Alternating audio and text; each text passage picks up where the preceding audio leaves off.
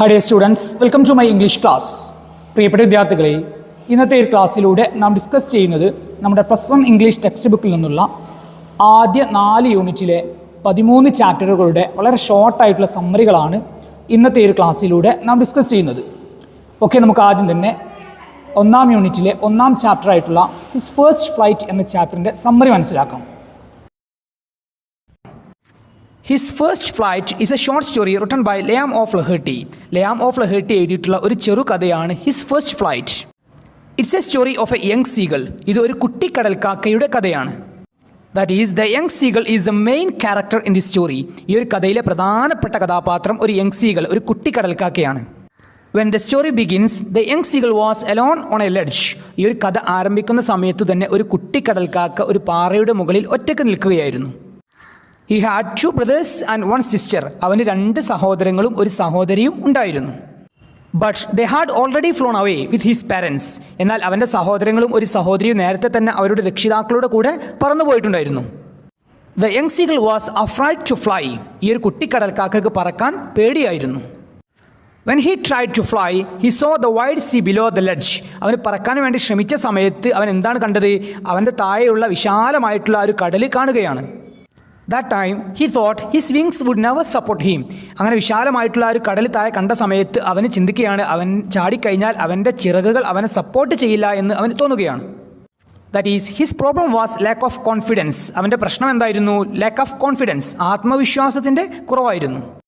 His problem was fear. അവൻ്റെ പ്രശ്നം എന്തായിരുന്നു? പേടിയായിരുന്നു. fear to fly. പറക്കാൻ പേടിയായിരുന്നു. Actually his parents had tried to make him fly. അവൻ്റെ രക്ഷിതാക്കൾ നേരത്തെ തന്നെ അവനെ പറപ്പിക്കാൻ വേണ്ടി അവർ ശ്രമിച്ചിട്ടുണ്ടായിരുന്നു. അവനെ പറപ്പിക്കുന്നതിന് വേണ്ടി അവൻ്റെ രക്ഷിതാക്കൾ എന്തൊക്കെ ചെയ്തിട്ടുണ്ടായിരുന്നു? They had called him. അവർ അവനെ വിളിച്ചിട്ടുണ്ടായിരുന്നു. Scolded him. അവനോട് ദേഷ്യപ്പെട്ടിട്ടുണ്ടായിരുന്നു. And even threatened him that let him starve unless he fly.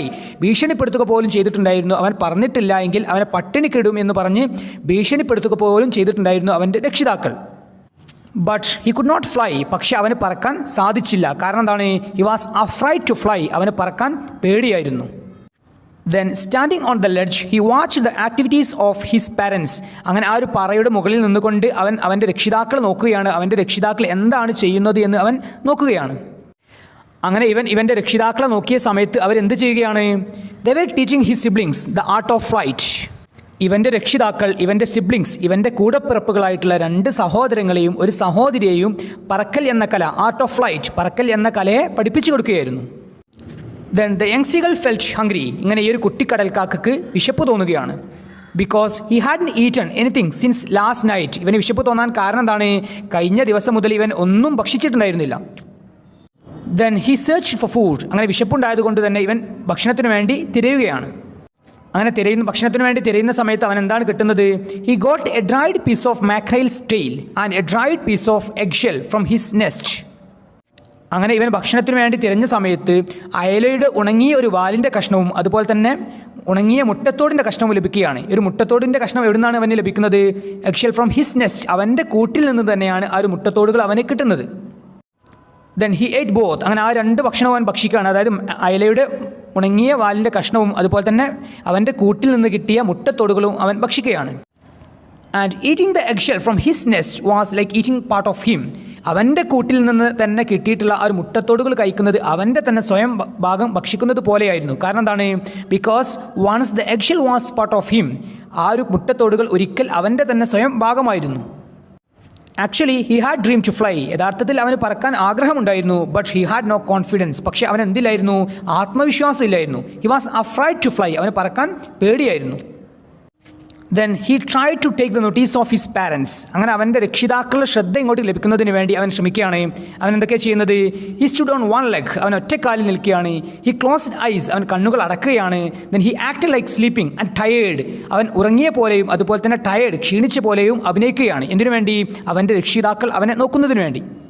This time only his mother was looking at him. ഈ ഒരു സമയത്ത് അവൻ്റെ അമ്മ മാത്രമായിരുന്നു അവനെ നോക്കിയിരുന്നത്. Then his mother understood the pathetic condition of the young seagull. അങ്ങനെ ഈ ഒരു കുട്ടിക്കടൽക്കാക്കയുടെ അമ്മ അവൻ്റെ പരിതാപകരമായിട്ടുള്ള ഒരു പറക്കാൻ കഴിയാത്തതും വിശപ്പുമായിട്ടുള്ള ഒരു അവസ്ഥ മനസ്സിലാക്കുകയാണ്. Then she understood that unless she interfered he would not able to fly. അങ്ങനെ അമ്മ പക്ഷിക്ക് മനസ്സിലാകുകയാണ് ആ ഒരു കുട്ടിക്കടൽക്കാക്കയുടെ പ്രശ്നത്തിൽ അമ്മ പക്ഷി ഇടപെട്ടിട്ടില്ല എങ്കിൽ അവന് പറക്കാൻ, അതായത് കുട്ടിക്കടൽക്കാക്കയ്ക്ക് പറക്കാൻ സാധിക്കില്ല എന്ന് അമ്മ പക്ഷിക്ക് മനസ്സിലാവുകയാണ്. Then the mother seagull decided to play a trick to make him fly. അങ്ങനെ അമ്മ പക്ഷി ആ ഒരു കുട്ടിക്കടൽക്കാക്കയെ പറപ്പിക്കുന്നതിന് വേണ്ടിയിട്ട് ഒരു ട്രിക്ക്, ഒരു സൂത്രം കളിക്കാൻ വേണ്ടി അമ്മ പക്ഷി തീരുമാനിക്കുകയാണ്. ഒരു സൂത്രം ചെയ്യാൻ വേണ്ടി അമ്മ പക്ഷി തീരുമാനിക്കുകയാണ്. എന്ത് സൂത്രമാണ് ആ ഒരു അമ്മ പക്ഷി കുട്ടിക്കടൽക്കാക്കയെ പറപ്പിക്കുന്നതിന് വേണ്ടി ചെയ്യുന്നത്? She took a piece of fish and flew towards him. അമ്മ പക്ഷി എന്തെയാണ്, ഒരു മത്സ്യത്തിൻ്റെ കഷ്ണം എടുക്കുകയും അതുമായിട്ട് അവൻ്റെ അടുത്തേക്ക് പറക്കുകയും ചെയ്യുകയാണ്. We know the young seagull was on the ledge. നമുക്കറിയാം ഈ ഒരു സമയത്തെല്ലാം ഈ ഒരു കുട്ടിക്കടൽക്കാക്ക എവിടെയാണ്? ആ ഒരു പാറയുടെ മുകളിൽ ഒറ്റയ്ക്ക് നിൽക്കുകയാണ്. അങ്ങനെ ഈ ഒരു അമ്മ പക്ഷി ഒരു മത്സ്യത്തിൻ്റെ കഷ്ണവുമായിട്ട് അവൻ്റെ അടുത്തേക്ക് പറന്നു വരുന്ന സമയത്ത് what was the feeling of the young seagull? Young സീഗളിൻ്റെ ഫീലിംഗ് എന്തായിരുന്നു? The young seagull was very happy to see it. ഈ ഒരു കാര്യം കണ്ട സമയത്ത് യങ് സീഗളിന് വളരെയധികം സന്തോഷം തോന്നുകയാണ്. But when the mother bird reached just in front of him she stopped in front of him. അങ്ങനെ ആ ഒരു മത്സ്യത്തിൻ്റെ കഷ്ണവുമായിട്ട് പറന്നു വരുന്ന അമ്മ എന്ത് ചെയ്യാണ്? അവൻ്റെ തൊട്ടടുത്തെത്തിയ സമയത്ത് അവൻ്റെ തൊട്ടു മുമ്പിൽ നിൽക്കുകയാണ്. And we know actually the young seagull was very hungry. നമുക്കറിയാം ആ ഒരു കുട്ടിക്കടൽക്കാക്കയെ സംബന്ധിച്ചിടത്തോളം വെരി ഹംഗ്രി, വളരെയധികം വിശപ്പായിരുന്നു, അങ്ങേയറ്റത്തെ വിശപ്പായിരുന്നു. And then maddened by hunger he dived for the fish. അങ്ങനെ ആ ഒരു മത്സ്യം കണ്ട സമയത്ത് ഭ്രാന്തായ ഒരു അവസ്ഥയിൽ, അതായത് വിശപ്പിനാൽ ഭ്രാന്തായ ഒരു അവസ്ഥയിൽ അവൻ എന്ത് ചെയ്യാണ്? കുട്ടിക്കടൽക്കാക്ക എന്ത് ചെയ്യാണ്? He dived for the fish. ആ ഒരു മത്സ്യം, അമ്മയുടെ അടുത്തുള്ള ആ ഒരു മത്സ്യത്തിൻ്റെ കഷ്ണം കിട്ടാൻ വേണ്ടി അമ്മയുടെ അടുത്തേക്ക് ആ ഒരു എയറിലേക്ക് ചാടുകയാണ്. He jumped to get the fish and fell downwards. അങ്ങനെ ആ ഒരു മത്സ്യത്തിൻ്റെ, അമ്മയുടെ അടുത്തുള്ള ഒരു മത്സ്യത്തിൻ്റെ കഷ്ണം കിട്ടുന്നതിന് വേണ്ടി അവൻ ചാടുകയാണ്. അങ്ങനെ താഴോട്ട് വീഴുകയാണ്. Then he try to flap his wings. അങ്ങനെ ആ ഒരു താഴോട്ട് വീഴുന്ന സമയത്ത്, കടലിലേക്ക് വീഴുന്ന സമയത്ത് അവൻ എന്ത് ചെയ്യാണ്? അവൻ്റെ ചിറകുകൾ അടിക്കാൻ വേണ്ടി അവൻ ശ്രമിക്കുകയാണ്. And he could able to flap his wings and he could able to fly. അങ്ങനെ അവൻ്റെ ചിറകുകൾ അടിക്കാൻ അവന് സാധിക്കുകയും അവന് പറക്കാൻ സാധിക്കുകയുമാണ്. That is he start to fly. അവൻ പറക്കാൻ തുടങ്ങി. He learn to fly. അതുപോലെ തന്നെ അവൻ പറക്കാൻ പഠിക്കുകയും ചെയ്തു. This time his parents and his siblings were very happy. അങ്ങനെ ഒരു കുട്ടിക്കടൽക്കാക്ക പറക്കുന്നത് കണ്ട സമയത്ത് അവൻ്റെ രക്ഷിതാക്കളും അവൻ്റെ കൂടപ്പിറപ്പുകളായിട്ടുള്ള 2 സഹോദരങ്ങളും ഒരു സഹോദരിയും വളരെയധികം സന്തോഷിക്കുകയാണ്. Okay dear students, this is the story of the young seagull's first flight. ഇതാണ് ആ ഒരു കുട്ടിക്കടൽക്കാക്കയുടെ ആദ്യത്തെ പറക്കലിൻ്റെ കഥ. In this story the writer shows the role of parents in helping their children. His first flight എന്ന ഈ ഒരു കഥയിലൂടെ കഥാകൃത്ത് നമുക്ക് കാണിച്ചു തരുന്നത് കുട്ടികളെ സഹായിക്കുന്നതിലെ രക്ഷിതാക്കളുടെ പങ്കിനെയാണ് കഥാകൃത്ത് ഈ ഒരു കഥയിലൂടെ നമുക്ക് കാണിച്ചു തരുന്നത്. അതായത് the young seagull succeeds with the help of his mother. ഈ ഒരു കുട്ടിക്കടൽക്കാക്ക വിജയിക്കുന്നത് അവൻ്റെ അമ്മയുടെ സഹായത്തോടു കൂടെയാണ്. ഓക്കെ, ഈ ഒരു ചാപ്റ്ററുമായി ബന്ധപ്പെട്ട് ചോദ്യങ്ങൾ ഏറെ ചോദിക്കാൻ സാധ്യതയുള്ളത് role of parents in helping their children എന്ന വിഷയത്തെക്കുറിച്ചായിരിക്കും. അതായത് രക്ഷിതാക്കളുടെ പങ്ക്, അതായത് കുട്ടികളെ സഹായിക്കുന്നതിലെ രക്ഷിതാക്കളുടെ പങ്കിനെ കുറിച്ചായിരിക്കും ഒരു പക്ഷേ കൂടുതൽ ചോദ്യങ്ങൾ ചോദിക്കാൻ സാധ്യതയുള്ളത്. Then what is the theme of this story? His first flight എന്ന ഈ ഒരു കഥയുടെ തീം, ആശയം എന്താണ്? ആശയമായിട്ട് നമുക്ക് പറയാം കോൺഫിഡൻസ്, കറേജ്. കോൺഫിഡൻസ് മീൻസ് ആത്മവിശ്വാസം, കറേജ് മീൻസ് ധൈര്യം. ഓക്കെ പ്രിയപ്പെട്ട വിദ്യാർത്ഥികളെ, ഇനി നമുക്ക് 1ാം യൂണിറ്റിലെ 2ാം ചാപ്റ്ററായ ഐ വിൽ ഫ്ലൈ എന്ന ചാപ്റ്ററിൻ്റെ സമ്മറിയിലേക്ക് പ്രവേശിക്കാം. ഐ വിൽ ഫ്ലൈ, ഞാൻ പറക്കും. I will fly is a speech by doctor APJ Abdul Kalam. I will fly എന്നത് ഡോക്ടർ APJ അബ്ദുൽ കലാമിൻ്റെ ഒരു പ്രസംഗമാണ്. Doctor APJ Abdul Kalam was a former president of India and he was a famous scientist. Doctor APJ Abdul Kalam ഇന്ത്യയുടെ president ആയിരുന്നു, അതുപോലെ തന്നെ അദ്ദേഹം അറിയപ്പെടുന്ന ഒരു ശാസ്ത്രജ്ഞനുമായിരുന്നു. Then in the beginning of this speech, Dr. APJ Abdul Kalam says, ignited mind of the youth is the most powerful resource on the earth. I will fly എന്ന ഈ ഒരു സ്പീച്ചിൻ്റെ തുടക്കത്തിൽ തന്നെ ഡോക്ടർ APJ അബ്ദുൽ കലാം നമ്മോട് പറയുന്നത് Ignited mind of the youth, യുവാക്കളുടെ ജ്വലിക്കുന്ന മനസ്സാണ്, is the most powerful resource on the earth, ഭൂമിയിലെ ഏറ്റവും ശക്തമായിട്ടുള്ള വിഭവം എന്ന് ഡോക്ടർ APJ അബ്ദുൽ കലാം ഈ ഒരു സ്പീച്ചിൻ്റെ തുടക്കത്തിൽ തന്നെ നമ്മോട് പറയുന്നുണ്ട്. Then in the speech doctor Kalam shares his experience. അങ്ങനെ ഈ ഒരു പ്രസംഗത്തിലൂടെ അദ്ദേഹത്തിൻ്റെ ഒരു അനുഭവം നമ്മോട് പങ്കുവെക്കുകയാണ്. അദ്ദേഹം ഈ ഒരു പ്രസംഗത്തിലൂടെ നമ്മോട് പങ്കുവെക്കുന്ന ആ ഒരു അനുഭവം, അദ്ദേഹത്തിനുണ്ടായ ആ ഒരു അനുഭവം എന്താണ് എന്നുള്ളത് നമുക്ക് നോക്കാം. He went to a village to inaugurate a programme. ഒരു പ്രോഗ്രാം ഉദ്ഘാടനം ചെയ്യാൻ വേണ്ടി അദ്ദേഹം ഒരു ഗ്രാമത്തിലേക്ക് പോയി. The name of the programme was Shastrayaan. അദ്ദേഹം ഉദ്ഘാടനം ചെയ്ത ആ ഒരു പ്രോഗ്രാമിൻ്റെ പേരെന്തായിരുന്നു? ശാസ്ത്രയാൻ എന്നായിരുന്നു. And there were 5,000 students and their family members as audience. അങ്ങനെ അദ്ദേഹം പങ്കെടുത്ത ശാസ്ത്രയാൻ എന്ന ഒരു പ്രോഗ്രാമിൽ ഏകദേശം 5000-ഓളം വിദ്യാർത്ഥികളും അവരുടെ കുടുംബാംഗങ്ങളും അവിടെ ഓഡിയൻസായിട്ട് ഉണ്ടായിരുന്നു. His speech was on the topic science empowers the nation. അങ്ങനെ ആ ഒരു പ്രോഗ്രാമിലെ ഉദ്ഘാടനത്തിന് ശേഷമുള്ള അദ്ദേഹത്തിൻ്റെ ഡോക്ടർ APJ അബ്ദുൽ കലാമിൻ്റെ പ്രസംഗത്തിൻ്റെ ടോപ്പിക് എന്തായിരുന്നു? Science empowers the nation. ശാസ്ത്രം ഒരു രാഷ്ട്രത്തെ ശാക്തീകരിക്കുന്നു എന്നതായിരുന്നു ഡോക്ടർ APJ അബ്ദുൽ കലാമിൻ്റെ ആ ഒരു പ്രോഗ്രാമിലെ പ്രസംഗത്തിൻ്റെ topic. Then after his inaugural address, many students raised their hands to ask questions. അങ്ങനെ അദ്ദേഹത്തിൻ്റെ ഉദ്ഘാടന പ്രസംഗത്തിന് ശേഷം ധാരാളം ഓഡിയൻസ്, നമുക്കറിയാം ധാരാളം ഓഡിയൻസ് അവിടെ ഉണ്ടായിരുന്നു. അതിൽപ്പെട്ട ധാരാളം വിദ്യാർത്ഥികൾ ഡോക്ടർ APJ അബ്ദുൽ കലാമിനോട് ചോദ്യം ചോദിക്കുന്നതിന് വേണ്ടിയിട്ട് അവരുടെ കൈകൾ ഉയർത്തുകയാണ്. Then due to the limited availability of time, he selected 12 students to ask questions. അങ്ങനെ ചോദ്യങ്ങൾ ചോദിക്കുന്നതിന് വേണ്ടിയിട്ട് ഡോക്ടർ APJ അബ്ദുൽ കലാമിനോട് ചോദ്യങ്ങൾ ചോദിക്കുന്നതിന് വേണ്ടിയിട്ട് ധാരാളം വിദ്യാർത്ഥികൾ കൈകൾ ഉയർത്തിയ സമയത്ത് സമയത്തിൻ്റെ കുറവ് ഉള്ളത് കൊണ്ട് തന്നെ അദ്ദേഹം അതിൽ വെച്ച് 12 കുട്ടികൾ അദ്ദേഹം സെലക്ട് ചെയ്യുകയാണ്. എന്തിനു വേണ്ടി? അദ്ദേഹത്തോട് ചോദ്യം ചോദിക്കാൻ. Then A village boy asked him A question. അങ്ങനെ ഒരു 12 കുട്ടികൾ ചോദ്യങ്ങൾ ചോദിച്ചതിൽ വെച്ചിട്ട് ഒരു ആൺകുട്ടിയും അദ്ദേഹത്തോട് ഒരു ചോദ്യം ചോദിക്കുകയാണ്. It was an important question. അത് വളരെ പ്രധാനപ്പെട്ട ഒരു ചോദ്യമായിരുന്നു. അതായത് ഡോക്ടർ APJ അബ്ദുൽ കലാമിനോട് ഒരു ആൺകുട്ടി ചോദിച്ച ആ ഒരു ചോദ്യം വളരെ പ്രധാനപ്പെട്ട ഒരു ചോദ്യമായിരുന്നു. Then here in this speech, Dr. APJ Abdul Kalam shares that question of the boy and his answer to that question. Okay, ഈ ഒരു പ്രസംഗത്തിലൂടെ ഡോക്ടർ APJ അബ്ദുൽ കലാം നമ്മോട് ഷെയർ ചെയ്യുന്നത് ആ ഒരു പ്രോഗ്രാമിൽ വെച്ചിട്ട് ആ ഒരു ആൺകുട്ടി ചോദിച്ചിട്ടുള്ള ആ ഒരു ചോദ്യവും അതിന് അദ്ദേഹം നൽകിയ മറുപടിയുമാണ് ഈ ഒരു പ്രസംഗത്തിലൂടെ ഡോക്ടർ APJ അബ്ദുൽ കലാം നമ്മോട് ഷെയർ ചെയ്യുന്നത്. The problem of the boy was fear and lack of confidence. Doctor APJ Abdul കലാമിനോട് ചോദ്യം ചോദിച്ചിട്ടുള്ള ആ ഒരു കുട്ടിയുടെ പ്രശ്നം എന്തായിരുന്നു? ഫിയർ, പേടിയായിരുന്നു. ആൻഡ് ലാക്ക് ഓഫ് കോൺഫിഡൻസ്, ആത്മവിശ്വാസത്തിൻ്റെ കുറവുമായിരുന്നു. And his dream was to become a marine engineer. ആ ഒരു ആൺകുട്ടിയുടെ ആഗ്രഹം എന്തായിരുന്നു? ഒരു മറൈൻ എഞ്ചിനീയർ ആകാനായിരുന്നു. He like to travel in ship. കപ്പലുകളിൽ യാത്ര ചെയ്യാനും അവന് ഇഷ്ടമായിരുന്നു. And he wanted to become the captain of the ship. അങ്ങനെ ആ ഒരു കുട്ടിയുടെ മറ്റൊരു ആഗ്രഹമാണ് എന്ത്? ഷിപ്പിലെ ക്യാപ്റ്റൻ ആവുക എന്നുള്ളതും അവൻ്റെ ആഗ്രഹമായിരുന്നു. But he was not sure that could he achieve his dreams. ഇങ്ങനെയുള്ള വലിയ സ്വപ്നങ്ങൾ ഉണ്ട് എങ്കിലും ആ ഒരു സ്വപ്നങ്ങളെല്ലാം അവന് അച്ചീവ് ചെയ്യാൻ സാധിക്കുമോ എന്നുള്ള കാര്യത്തിൽ അവന് സംശയമായിരുന്നു. His question to doctor Kalam was how could he achieve his dreams. ആ ഒരു ആൺകുട്ടിയുടെ ഡോക്ടർ APJ അബ്ദുൽ കലാമിനോടുള്ള ചോദ്യം എന്തായിരുന്നു? ഈ ഒരു സ്വപ്നങ്ങളെല്ലാം അവന് എങ്ങനെ നേടിയെടുക്കാൻ സാധിക്കും എന്നുള്ളതായിരുന്നു അവൻ്റെ ചോദ്യം. അങ്ങനെ ഇത്രയും പ്രധാനപ്പെട്ട ഒരു ചോദ്യം ആ ഒരു ആൺകുട്ടി ഡോക്ടർ കലാമിനോട് ചോദിച്ച സമയത്ത് the audience was looking at doctor Kalam to hear his answer. ആ ഒരു പ്രോഗ്രാമിൽ പങ്കെടുത്ത എല്ലാ ഓഡിയൻസും ഡോക്ടർ കലാമിനെ നോക്കുകയായിരുന്നു. അദ്ദേഹം എന്തായിരിക്കും ആ ഒരു ആൺകുട്ടിക്ക് മറുപടി കൊടുക്കുക എന്നുള്ളത് വളരെ ആകാംക്ഷയോടുകൂടെ എല്ലാ ഓഡിയൻസും ഡോക്ടർ കലാമിനെ നോക്കുകയായിരുന്നു. അങ്ങനെ ആ ഒരു ആൺകുട്ടിയുടെ ചോദ്യത്തിനുള്ള മറുപടി എന്ന നിലക്ക് doctor Kalam recited a beautiful poem as an answer to his question. Doctor Kalam ഒരു മനോഹരമായിട്ടുള്ള ഒരു കവിത പാരായണം ചെയ്യുകയാണ്. The title of the poem was I will fly. Doctor APJ Abdul Kalam recite ചെയ്തിട്ടുള്ള ആ ഒരു കവിതയുടെ ടൈറ്റിൽ എന്തായിരുന്നു? ഐ വിൽ ഫ്ലൈ എന്നായിരുന്നു. The theme of the poem was confidence. I will fly എന്ന ആ ഒരു കവിതയുടെ തീം, ആശയം എന്തായിരുന്നു? കോൺഫിഡൻസ്, ആത്മവിശ്വാസമായിരുന്നു. Then through this poem, Dr. Kalam provides confidence to the boy and the audience to achieve their dream. അങ്ങനെ ഈ ഒരു കവിതയിലൂടെ, ഐ വിൽ ഫ്ലൈ എന്ന ഈ ഒരു കവിതയിലൂടെ ഡോക്ടർ APJ അബ്ദുൽ കലാം ആ ഒരു ആൺകുട്ടിക്കും അതുപോലെ തന്നെ ആ ഒരു പ്രോഗ്രാമിൽ പങ്കെടുത്ത എല്ലാ ഓഡിയൻസിനും എന്ത് നൽകിയാണ്? കോൺഫിഡൻസ്, ആത്മവിശ്വാസം നൽകിയാണ്. ഓക്കെ, ഈ ഒരു എക്സ്പീരിയൻസ് ആണ് ഡോക്ടർ കലാം ഈ ഒരു സ്പീച്ചിലൂടെ നമ്മോട് ഷെയർ ചെയ്യുന്നത്. അതായത് ഒരു ഗ്രാമത്തിലുള്ള ഒരു ആൺകുട്ടി അദ്ദേഹത്തോട് ചോദിച്ച ചോദ്യവും അതിനുള്ള മറുപടിയുമാണ് ഈ ഒരു സ്പീച്ചിലൂടെ ഡോക്ടർ കലാം നമ്മോട് ഷെയർ ചെയ്യുന്നത്. Then at the end of this speech, he says us to become unique in our life. അങ്ങനെ ഈ ഒരു പ്രസംഗത്തിൻ്റെ അവസാനത്തിലൂടെ ഡോക്ടർ കലാം നമ്മോട് പറയുകയാണ് ടു ബിക്കം യുണീക്ക് ആവാൻ, അതായത് അതുല്യരാകാൻ നമ്മോട് പറയുകയാണ്.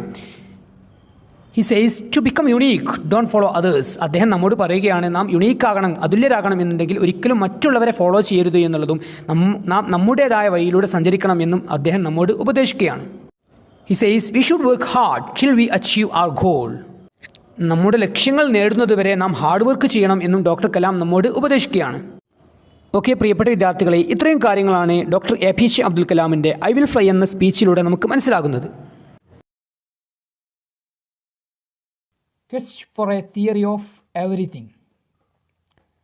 It's a profile of Stephen Hawking. ഇത് സ്റ്റീഫൻ ഹോക്കിങ്ങിൻ്റെ പ്രൊഫൈലാണ്. എന്താണ് പ്രൊഫൈൽ എന്നത്? പ്രൊഫൈൽ എന്നാൽ ജീവചരിത്രം, അല്ലേ? അതായത് ഒരാളുടെ ജീവിതത്തിലെ വളരെ പ്രധാനപ്പെട്ട കാര്യങ്ങളൊക്കെ ഉൾക്കൊണ്ടുകൊണ്ട് എഴുതുന്നതാണ് ജീവചരിത്രം, അതായത് പ്രൊഫൈൽ എന്നതുകൊണ്ട് ഉദ്ദേശിക്കുന്നത്. Okay, it's A profile of Stephen Hawking. ഇതെന്താണ് നമ്മളിവിടെ പഠിക്കുന്നത്? സ്റ്റീഫൻ ഹോക്കിങ്ങിൻ്റെ പ്രൊഫൈലാണ്. അതായത് സ്റ്റീഫൻ ഹോക്കിങ്ങിൻ്റെ ജീവിതത്തിലെ വളരെ പ്രധാനപ്പെട്ട കാര്യങ്ങളൊക്കെയാണ് ഈ ഒരു പ്രൊഫൈലിലൂടെ നാം പഠിക്കുന്നത്. Who was Stephen Hawking? ആരായിരുന്നു Stephen Hawking?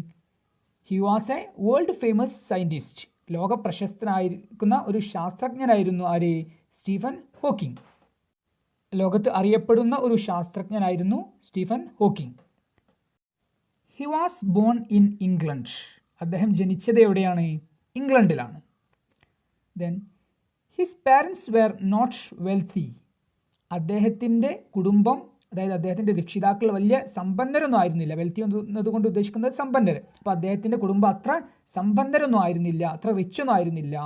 But they believed in the value of education.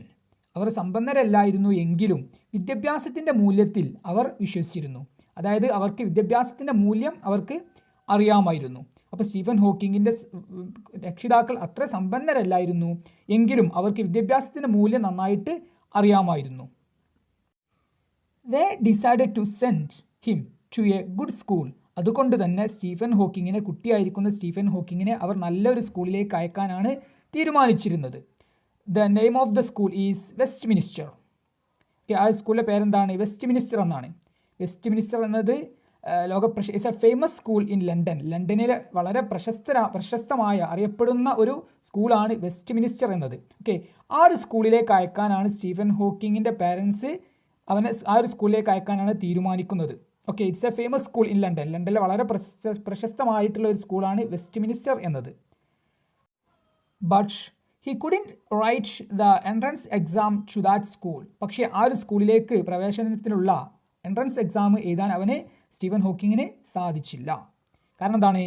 He was ഇൽ at the time of that exam. ആ ഒരു എക്സാമിൻ്റെ, ആ ഒരു പരീക്ഷയുടെ സമയത്ത് അവന് ഇല്ലെന്ന അസുഖം. അപ്പോൾ അവന് അസുഖമായതുകൊണ്ട് തന്നെ വെസ്റ്റ് മിനിസ്റ്റർ എന്ന ഫേമസ് ആയിട്ടുള്ള സ്കൂളിലേക്കുള്ള എൻട്രൻസ് എക്സാം എഴുതാൻ അവന് സാധിച്ചില്ല. So he attended in another school. അതുകൊണ്ട് തന്നെ മറ്റൊരു സ്കൂളിലാണ് അവന് അഡ്മിഷൻ ലഭിച്ചിട്ടുള്ളത്. His dream was to become a scientist. കുട്ടിയായിരിക്കുന്ന സമയത്ത് തന്നെ അവൻ്റെ ആഗ്രഹം എന്തായിരുന്നു? ഒരു ശാസ്ത്രജ്ഞനാവാനായിരുന്നു അവൻ്റെ ആഗ്രഹം. He was interested in maths and physics. കുട്ടിയായിരിക്കുന്ന സമയത്ത് തന്നെ മാത്സിലും അതുപോലെ തന്നെ ഫിസിക്സിലും വളരെയധികം താല്പര്യം ഉണ്ടായിരുന്നു അവന് പഠിക്കാൻ. Then he studied well. അവൻ നന്നായിട്ട് പഠിച്ചു. Then he completed his graduation from Oxford university. അങ്ങനെ അദ്ദേഹം പഠിച്ച് അദ്ദേഹത്തിൻ്റെ ഗ്രാജുവേഷൻ, അതായത് ബിരുദം, ഡിഗ്രി പൂർത്തിയാക്കിയത് എവിടെ വെച്ചാണ്? ഓക്സ്ഫോർഡിൽ വെച്ചാണ്. ഓക്കെ, ലോക പ്രശസ്തമായിട്ടുള്ള ഒരു യൂണിവേഴ്സിറ്റിയാണ് ഓക്സ്ഫോർഡ് എന്നത്. ഓക്കെ, അപ്പോൾ അദ്ദേഹത്തിൻ്റെ ഗ്രാജുവേഷൻ, ബിരുദം പൂർത്തിയാക്കിയത് എവിടെ വെച്ചാണ്? ഓക്സ്ഫോർഡ് യൂണിവേഴ്സിറ്റിയിൽ വെച്ചാണ്. And he completed his PhD from Cambridge university. അങ്ങനെ അദ്ദേഹത്തിൻ്റെ PhD, അതായത് ഡോക്ടറേറ്റ് കംപ്ലീറ്റ് ആക്കിയത് എവിടെ വെച്ചിട്ടാണ്? കാംബ്രിഡ്ജ് യൂണിവേഴ്സിറ്റിയിൽ വെച്ചാണ്. അപ്പോൾ കാംബ്രിഡ്ജ് യൂണിവേഴ്സിറ്റി എന്നതും ലോകപ്രശസ്തമായിട്ടുള്ള ഒരു യൂണിവേഴ്സിറ്റിയാണ്. അങ്ങനെ അതായത് അദ്ദേഹം ഓക്സ്ഫോർഡ് യൂണിവേഴ്സിറ്റിയിലും പഠിച്ചു, അതുപോലെ തന്നെ കാംബ്രിഡ്ജ് യൂണിവേഴ്സിറ്റിയിലും അദ്ദേഹം പഠിച്ചു. ഓക്സ്ഫോർഡ് യൂണിവേഴ്സിറ്റിയിൽ വെച്ച് അദ്ദേഹം ബിരുദം പൂർത്തിയാക്കി, അതുപോലെ തന്നെ കാംബ്രിഡ്ജ് യൂണിവേഴ്സിറ്റിയിൽ വെച്ച് അദ്ദേഹത്തിൻ്റെ ഡോക്ടറേറ്റും പൂർത്തിയാക്കി. He faced many problems at the time of his study. അദ്ദേഹം പഠിക്കുന്ന സമയത്ത്, അദ്ദേഹത്തിൻ്റെ പഠന സമയങ്ങളിലൊക്കെ അദ്ദേഹം ധാരാളം പ്രയാസങ്ങൾ നേരിട്ടിരുന്നു. എന്തൊക്കെയായിരുന്നു ആ ഒരു പ്രയാസങ്ങൾ? നമുക്കൊന്ന് നോക്കാം. He had fallen many times without any reason. അദ്ദേഹം പല തവണ വീണിട്ടുണ്ടായിരുന്നു. വിത്തൗട്ട് എനി റീസൺ, ഒരു കാരണമില്ലാതെ. അദ്ദേഹം നടക്കുന്ന സമയത്ത് ഒരു കാരണമില്ലാതെ, തട്ടി തടയാതെ തന്നെ പെട്ടെന്ന് ഒരു കാരണമില്ലാതെ അദ്ദേഹം പെട്ടെന്ന് വീഴുമായിരുന്നു. അതുപോലെ തന്നെ he had felt difficult to tie his shoes. അദ്ദേഹത്തിൻ്റെ ഷൂവിൻ്റെ ടൈ കെട്ടാൻ പോലും അദ്ദേഹത്തിന് ബുദ്ധിമുട്ടുകൾ പലപ്പോഴും അനുഭവപ്പെട്ടിട്ടുണ്ടായിരുന്നു. അതായത് അദ്ദേഹത്തിന് വളരെയധികം ശാരീരികമായ വളരെ പ്രയാസങ്ങൾ നേരിട്ടിരുന്നു പഠിക്കുന്ന സമയത്ത്. അതുപോലെ തന്നെ he had felt difficult to talk. പലപ്പോഴും സംസാരിക്കുന്ന സമയത്ത് അദ്ദേഹത്തിന് ബുദ്ധിമുട്ട് അനുഭവപ്പെട്ടിരുന്നു. ഓക്കെ, അപ്പോൾ പല സമയത്തും സംസാരിക്കാൻ ചില ബുദ്ധിമുട്ടുകൾ അദ്ദേഹം അനുഭവിച്ചിരുന്നു ഈ ഒരു പഠിക്കുന്ന സമയത്ത് തന്നെ. He became a patient. അങ്ങനെ അദ്ദേഹം എന്താണ്? അതൊക്കെ ഒരു രോഗത്തിൻ്റെ ലക്ഷണമായിരുന്നു. അങ്ങനെ അദ്ദേഹം ഒരു രോഗിയായി മാറി. Okay, he became a patient. അദ്ദേഹം ഒരു രോഗിയായി മാറി. The disease was serious. അദ്ദേഹത്തിൻ്റെ അസുഖം വളരെ സീരിയസ് ആയിട്ടുള്ള ഒരു അസുഖമായിരുന്നു. It affected his brain and spinal cord. അദ്ദേഹത്തിൻ്റെ ഒരു അസുഖം ബാധിച്ചത് അദ്ദേഹത്തിൻ്റെ ബ്രെയിൻ, തലച്ചോറിനെയും അതുപോലെ തന്നെ സ്പൈനൽ കോഡ്, സുഷുമ്നാ നാഡിയുമായിരുന്നു. അതായത് നമ്മുടെ നട്ടിലിനെയും തലച്ചോറിനെയൊക്കെ ബാധിപ്പിക്കുന്ന ആ ഒരു സുഷുമ്നാ നാഡിയെയുമായിരുന്നു അദ്ദേഹത്തിൻ്റെ അസുഖം അദ്ദേഹത്തെ ബാധിച്ചത്. അതായത് അദ്ദേഹത്തിനുണ്ടായിരുന്ന അസുഖം വളരെ സീരിയസ് ആയിട്ടുള്ള ഒരു അസുഖമായിരുന്നു. The name of the disease is amyotrophic lateral sclerosis. Okay, ഇതായിരുന്നു അദ്ദേഹത്തിൻ്റെ ആ ഒരു അസുഖത്തിൻ്റെ പേര്. അപ്പോൾ ഇതൊരു മാരകമായിട്ടുള്ള ഒരു അസുഖമാണ്. അതായത് അദ്ദേഹത്തിൻ്റെ ബ്രെയിനെയും അതുപോലെ തന്നെ സുഷുമ്നാ നാഡിയെയൊക്കെ ബാധിച്ച ഒരു മാരകമായിട്ടുള്ള ഒരു അസുഖമായിരുന്നു അദ്ദേഹത്തിന് ഉണ്ടായിരുന്നത്. It was A shocking news for Hawking. പഠിക്കുന്ന സമയത്ത് തന്നെ ഒരു അസുഖം ഉണ്ടായത് സ്റ്റീഫൻ ഹോക്കിങ്ങിന് വളരെയധികം ഒരു ഷോക്കിംഗ് ആയിട്ടുള്ള ഒരു വാർത്തയായിരുന്നു. He was depressed. അദ്ദേഹം ആകെ ഡിപ്രസ്ഡായി. ദെൻ അദ്ദേഹത്തിന് ആകെ വിഷമായി, അല്ലെങ്കിൽ മാനസികമായി അദ്ദേഹം വളരെയധികം തളർന്നു ഈ ഒരു അസുഖം ഉണ്ടായ സമയത്ത്. He didn't know what to do. അദ്ദേഹത്തിന് അറിയില്ലായിരുന്നു എന്ത് ചെയ്യണം എന്നുള്ളത്. ഇപ്പോൾ ആ ഒരു അസുഖമുള്ള സമയത്ത് എന്ത് ചെയ്യണം എന്ന് അദ്ദേഹത്തിന് അറിയില്ലായിരുന്നു. Then he faced the situation positively. പക്ഷേ അദ്ദേഹം ഈ ഒരു സാഹചര്യങ്ങളൊക്കെ, ഈ ഒരു സിറ്റുവേഷനൊക്കെ എന്ത് ചെയ്തു, പോസിറ്റീവായിട്ട് നേരിട്ടു. ദെൻ ആ ഒരു സമയത്ത് തന്നെ he married Jane Wilde. Jane Wilde എന്ന് പറയുന്ന ഒരു സ്ത്രീയെ അദ്ദേഹം വിവാഹം കഴിച്ചു. His wife supported him to continue his studies. അങ്ങനെ അദ്ദേഹം വിവാഹമൊക്കെ കഴിച്ചതിന് ശേഷം അദ്ദേഹത്തിൻ്റെ ഭാര്യ അദ്ദേഹത്തിനെ സഹായിച്ചു ടു കണ്ടിന്യൂ ഹിസ് സ്റ്റഡീസ്. പഠനങ്ങളൊക്കെ തുടരാനും വേണ്ടി അദ്ദേഹത്തിൻ്റെ ഭാര്യ ആയിട്ടുള്ള ജെയിൻ വൈൽഡ് അദ്ദേഹത്തെ നന്നായിട്ട് സഹായിച്ചു. She gave him confidence. അവൾ അദ്ദേഹത്തിന് എന്ത് നൽകി? ആത്മവിശ്വാസം നൽകി. ഓക്കെ, അങ്ങനെ ഭാര്യയുടെ സഹായത്തോടു കൂടി അദ്ദേഹം വീണ്ടും പഠനം കണ്ടിന്യൂ ചെയ്തു, തുടർന്നു. Walt Woltosz, a computer expert in California, send him a programme Equalizer. Okay, അങ്ങനെ അദ്ദേഹത്തിൻ്റെ ഈ ഒരു കഴിവുകളൊക്കെ തിരിച്ചറിഞ്ഞ ഒരു കമ്പനി, വാൾട്ട് വോൾട്ടോസ് എന്ന് പറയുന്ന ഒരു കമ്പ്യൂട്ടർ എക്സ്പേർട്ട് ആയിട്ടുള്ള ഒരു കാലിഫോർണിയയിലെ ഒരു കമ്പനി എന്ത് ചെയ്തു? അദ്ദേഹത്തിന് ഒരു ഈക്വലൈസർ എന്ന് പറയുന്ന ഒരു സിസ്റ്റം, ഓക്കെ, ഒരു കമ്പ്യൂട്ടർ സിസ്റ്റം അദ്ദേഹത്തിന് കൊടുത്തു.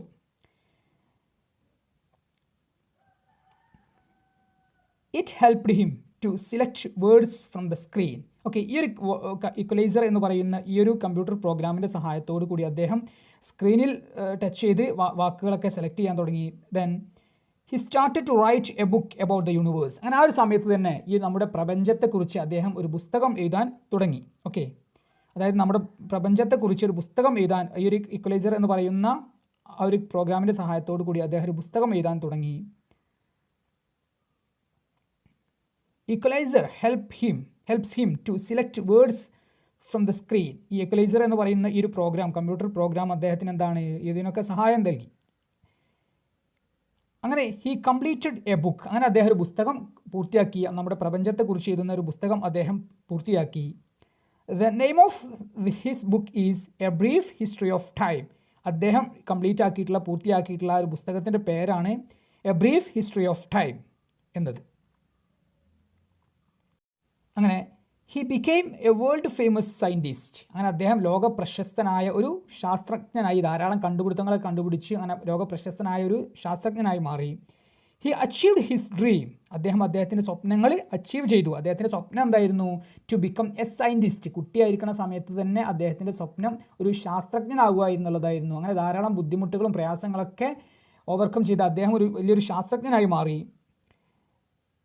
Then he is a role model to all people. ലോകത്തുള്ള എല്ലാ ആളുകൾക്കും ഒരു റോൾ മോഡലാണ് അദ്ദേഹം. കാരണം എന്താണ്? എല്ലാ സാഹചര്യങ്ങളെയും, ബുദ്ധിമുട്ടായ സാഹചര്യങ്ങൾ അദ്ദേഹം പോസിറ്റീവായി നേരിട്ടു. കാരണം എന്താ? He faced the problems of life with positive mind. അദ്ദേഹം നേരിട്ട എല്ലാ പ്രശ്നങ്ങളെയും പ്രയാസങ്ങളെയും ഒക്കെ അദ്ദേഹം പോസിറ്റീവായിട്ടുള്ള മനസ്സോടുകൂടി എല്ലാത്തിനും നേരിട്ടു. He overcame his problems. അങ്ങനെ അദ്ദേഹത്തിൻ്റെ എല്ലാ പ്രയാസങ്ങളെയും ബുദ്ധിമുട്ടുകളൊക്കെ അദ്ദേഹം ഓവർകം ചെയ്തു, തരണം ചെയ്തു. Through his life he proved nothing is impossible. അദ്ദേഹത്തിൻ്റെ ജീവിതത്തിലൂടെ അദ്ദേഹം തെളിയിച്ചു, ലോകത്തിന് മുമ്പായിട്ട് തെളിയിച്ചു എന്ത്? Nothing is impossible. അസാധ്യമായിട്ടുള്ളത് ഒന്നും ലോകത്തില്ല എന്ന് അദ്ദേഹം തെളിയിച്ചു. എങ്ങനെയാണ് അദ്ദേഹം തെളിയിച്ചത്? He overcame all his disabilities and achieved his dream. അദ്ദേഹത്തിൻ്റെ എല്ലാ പോരായ്മകളെയും പ്രയാസങ്ങളെയും ബുദ്ധിമുട്ടുകളെയും ഒക്കെ അദ്ദേഹം ഓവർകം ചെയ്തു, നേരിട്ടു, തരണം ചെയ്തു. And achieved his dream. അദ്ദേഹത്തിൻ്റെ സ്വപ്നം അദ്ദേഹം അച്ചീവ് ചെയ്തു, നേടിയെടുത്തു. അദ്ദേഹത്തിൻ്റെ സ്വപ്നം എന്തായിരുന്നു? To become a scientist. ലോകപ്രശസ്തനായ ഒരു സയൻറ്റിസ്റ്റ് ആവാനായിരുന്നു അദ്ദേഹത്തിൻ്റെ ആഗ്രഹം. എല്ലാ പ്രയാസങ്ങളെയും ബുദ്ധിമുട്ടുകളെയൊക്കെ അദ്ദേഹം ഓവർകം ചെയ്ത് അങ്ങനെ അദ്ദേഹം ലോകപ്രശസ്തനായ ഒരു ശാസ്ത്രജ്ഞനായി മാറി. ചുരുക്കി പറഞ്ഞാൽ ഇത്രയും കാര്യങ്ങളാണ് ഈ ഒരു പ്രൊഫൈലിലൂടെ പറയുന്നത്. അതായത് ലോകപ്രശസ്തനായ ശാസ്ത്രജ്ഞനായ സ്റ്റീഫൻ ഹോക്കിങ്ങിനെ കുറിച്ചാണ് ഈ ഒരു പ്രൊഫൈൽ പറയുന്നത്. ഇതിലെന്താണ് പറയുന്നത്? അദ്ദേഹം പഠിക്കുന്ന സമയത്ത് ധാരാളം ബുദ്ധിമുട്ടുകളും പ്രയാസങ്ങളും പല അസുഖങ്ങളും അദ്ദേഹം നേരിട്ടു എങ്കിലും അതിനൊക്കെ അദ്ദേഹം പോസിറ്റീവ് മൈൻഡോട് കൂടി അദ്ദേഹം നേരിട്ടു. അങ്ങനെ അദ്ദേഹത്തിൻ്റെ കുട്ടിക്കാലത്തുള്ള ഒരു സ്വപ്നമായിരുന്നു to become a famous scientist, ലോക പ്രശസ്തനായ ഒരു ശാസ്ത്രജ്ഞനാവുക എന്നുള്ളതായിരുന്നു അദ്ദേഹത്തിൻ്റെ ആഗ്രഹം. അത് അദ്ദേഹം എന്ത് ചെയ്തു, അച്ചീവ് ചെയ്തു. എങ്ങനെ? He overcome all his disabilities and problems, എല്ലാ പ്രയാസങ്ങളെയും ബുദ്ധിമുട്ടുകളെയൊക്കെ അദ്ദേഹം ഓവർകം ചെയ്ത് അദ്ദേഹം ലോക പ്രശസ്തനായ ഒരു ശാസ്ത്രജ്ഞനായി മാറി. And he become A unique man in the world, ലോകത്തിലെ ഒരു യുണീക്കായിട്ടുള്ള അതുല്യനായിട്ടുള്ള ഒരു മനുഷ്യനായി മാറി. ഓക്കെ, ഇതിന് മുമ്പുള്ള പാഠത്തിൽ പറയുന്നുണ്ട്, ഡോക്ടർ APJ അബ്ദുൽ കലാം നമ്മോട് പറയുന്നുണ്ട് ഇതൊരു യുണീക്കാവാൻ, അതുല്യനാകാൻ. അപ്പോൾ അതിനൊരു ഉദാഹരണമായിട്ട് നമുക്ക് പറയാം എന്ത്, സ്റ്റീഫൻ ഹോക്കിംഗ് ലോകത്തിലെ ഒരു യുണീക്കായിട്ടുള്ള മനുഷ്യനാണ് എന്ന് പറയാം. ഓക്കെ, അപ്പോൾ ഇത്രയും കാര്യങ്ങളാണ് ഈ ഒരു സ്റ്റീഫൻ ഹോക്കിങ്ങിൻ്റെ ഈ ഒരു പ്രൊഫൈലിലൂടെ നാം മനസ്സിലാക്കേണ്ടതായിട്ടുള്ളത്. ഓക്കെ പ്രിയപ്പെട്ട വിദ്യാർത്ഥികളെ, ഇനി നമുക്ക് 1ാം യൂണിറ്റിലെ 4ാം ചാപ്റ്ററായ ഈഫ് എന്ന കവിതയുടെ സമ്മറിയിലേക്ക് പ്രവേശിക്കാം. ഈഫ് എങ്കിൽ. If is a beautiful poem written by Rudyard Kipling. Rudyard Kipling എഴുതിയിട്ടുള്ള മനോഹരമായിട്ടുള്ള ഒരു കവിതയാണ് ഈഫ്. ഇറ്റ്സ് എ ഡിഡാക്റ്റിക് പോം. ഇതൊരു ഉപദേശം നൽകുന്ന, ഒരു സന്ദേശം നൽകുന്ന ഒരു കവിതയാണ്.